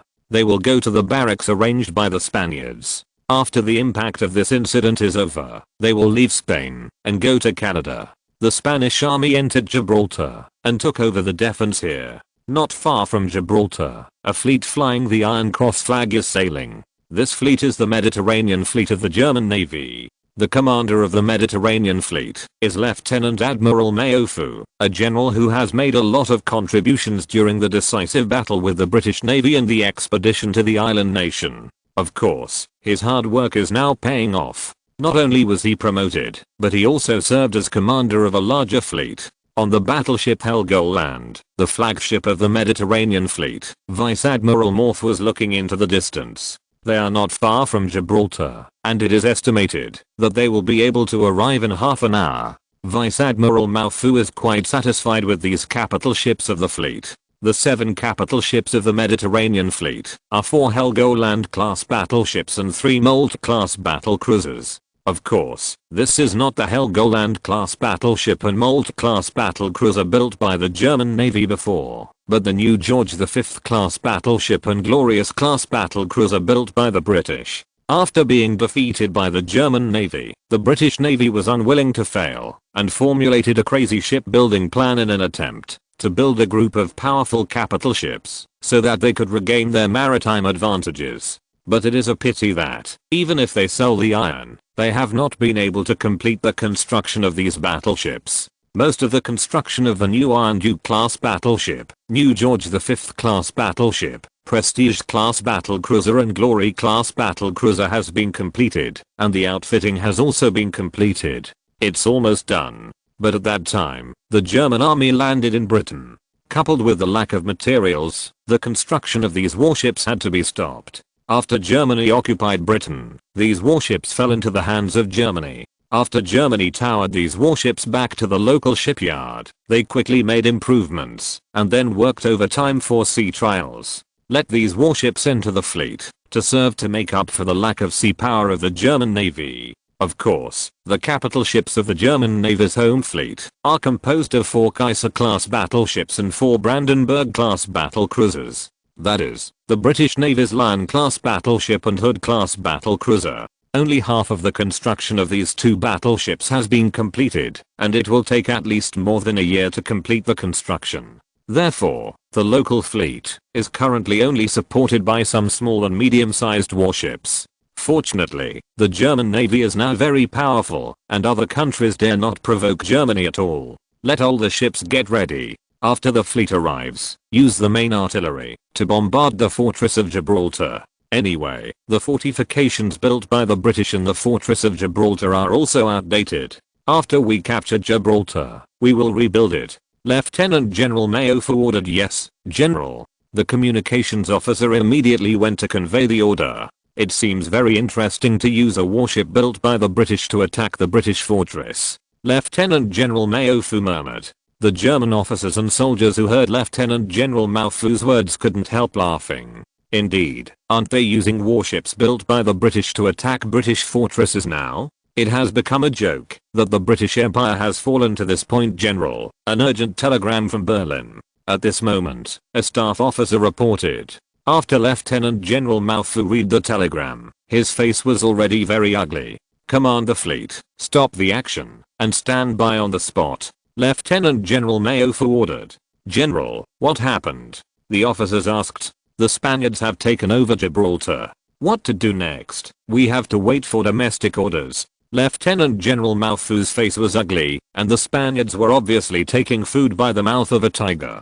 Chapter 875, The Emperor's Wrath. Berlin, Germany, Imperial Palace, Kaiser Wilhelm II's office. The atmosphere in the office seemed a bit dignified. Qin Tian was sitting behind the desk with a dark face. A group of military and political ministers of the empire were sitting on the sofa. But everyone's faces were very ugly. Before Qin Tian made it clear that Gibraltar must be taken. The Mediterranean fleet is already in action. But at this juncture, something happened, so it was no wonder that Qin Tian lost his temper. Your Majesty, it is true that we did not think carefully about this matter. We greatly underestimated the courage of the Spaniards, and we never thought that they would dare to intervene. The Prime Minister of the Empire, BLUO, smiled dryly. Indeed, Spain dared to recover Gibraltar at this time, which was completely beyond everyone's expectations. After all, Spain has been in decline for many years. Moreover, their kings and ministers have long since lost their aggressiveness. In the last World War, they didn't even have the courage to fight. But now, they dare to **** food from the tiger's mouth. Isn't that just asking for death? You know, the current German Empire is the most powerful country in the world. Once Germany gets angry, Spain can be easily wiped out. Therefore, everyone can't help feeling that the Spaniards are a little too courageous. In other words, the heads of their king and ministers were kicked by donkeys together. Your Majesty, the Spaniards may think that the Empire will not use force against them because of Gibraltar. That's why they dared to take back Gibraltar so recklessly. In addition, the Spaniards have been claiming sovereignty over Gibraltar for hundreds of years. There are indeed different few countries recognize their sovereignty over Gibraltar. Perhaps this is their strength. Foreign Secretary Wahid said. HMPH. Why should we pay attention to their statement? If such a simple statement can work, then the empire can declare that the whole world belongs to the empire. Minister of War and Chief of the General Staff von Falken Marshal Heen said disdainfully. Haha, this is a good idea. We can declare that the whole world belongs to the empire. Prime Minister Billow laughed. It needs to be recognized by other countries. If the empire really does that, it may make the empire a target of public criticism and a target of siege by other countries. Wahid said. The current situation of the empire is not much better than this. We are also under siege by other countries. Marshal Rian Hadshir, Minister of the Navy, said. Okay, don't say these are useless. Now, how do we deal with Spain? This is the most important thing at the moment. Qin Tian said. Germany's goal is of course to dominate the world. Everyone knows this. Even Germany's enemies knew it. That's why they will unite against Germany. However, it is one thing to know it well, and quite another to publicize it publicly. That would make Germany truly the enemy of all other countries. Qin Tian would not do such a stupid thing. Your Majesty, the Spaniards have now announced to the world that they have recovered Gibraltar. If we adopt the previous method, it will be inappropriate. After all, although the empire is the world's most powerful country, Spain is a neutral country. If it invades, I'm afraid it will be jointly condemned by other countries. In that case, it will have a great impact on the image of the empire. At the same time, it will not be conducive to the empire's future leadership of the world. Prime Minister Billow said. Is that the case? In that case, wouldn't we be unable to obtain Gibraltar? Qin Tian frowned. If we get Gibraltar, it will have a very big impact on the empire's global strategy. After all, with the increasing exchanges between the East and the West, the Mediterranean Sea and the Suez Canal have become more and more busy. What's more, there are a series of countries in the Mediterranean region that Germany needs to block and suppress. Your Majesty, we may think of other ways. For example, hold peace talks with the Spaniards and get them to agree to lease Gibraltar to us as a military base. In this way, the problem can be solved very well. Wahid suggested. Lease. Will the Spaniard agree? Qin Tian frowned. It costs money to lease, and if it is directly occupied by the military, it belongs to the empire. Your Majesty, Spain is a small country after all, and their military strength is also very weak. Gibraltar is not very useful to them. If we ask them to rent, they should agree. Of course, we will also talk to them if you can, preferably a nominal rent payment, Wachta said. Qin Tian nodded. If that's the case, it's pretty much the same. If the Spaniards are sensible, they will lease Gibraltar to us. The rent should be as low as 1 mark. In addition, the lease period is 99 years. Of course, it seems that the Spaniards will suffer a lot. However, the empire will remember them. The rent of 1 mark and the lease term of 99. The ministers are very speechless. This is simply stingy. Still, it would be very good for the empire if the Spaniards agreed. Foreign Minister Wahid's face is not very good. In his opinion, this is simply impossible. As long as the Spaniards' brain is not caught by the door, they would not agree to the demands of the German Empire. If the diplomatic peace talks are unsuccessful, we must also be prepared to launch military operations. In any case, the empire is the most powerful country in the world, and Gibraltar is so important to the empire. Therefore, we must win Gibraltar, no matter what method is used. As for the crime of invasion, this is actually very easy to solve. We can just find an excuse and land in Gibraltar. In the face of absolute force superiority, the Spaniards will choose to succumb. Qin Tian said. Didn't the American emperors of later generations often make up some excuses and then invade other countries? Although, many countries will protest, but there is a fart in the protest. Isn't the US emperor still doing its own thing? Although what Qin Tian said is a set of rubber theory. But the military and political ministers of the empire repeatedly, with a look of deep approval. This era was originally like this. Whoever has the bigger fist has the final say. Other weak and small countries can only survive under the oppression of big countries. End of this chapter. Thank you very much for reaching the end. Don't forget to like. Looking for more exclusive content and immediate access? Subscribe to our Patreon. Remember, every like, subscription, or donation encourages us to continue. Thanks to everyone. See you in the next video.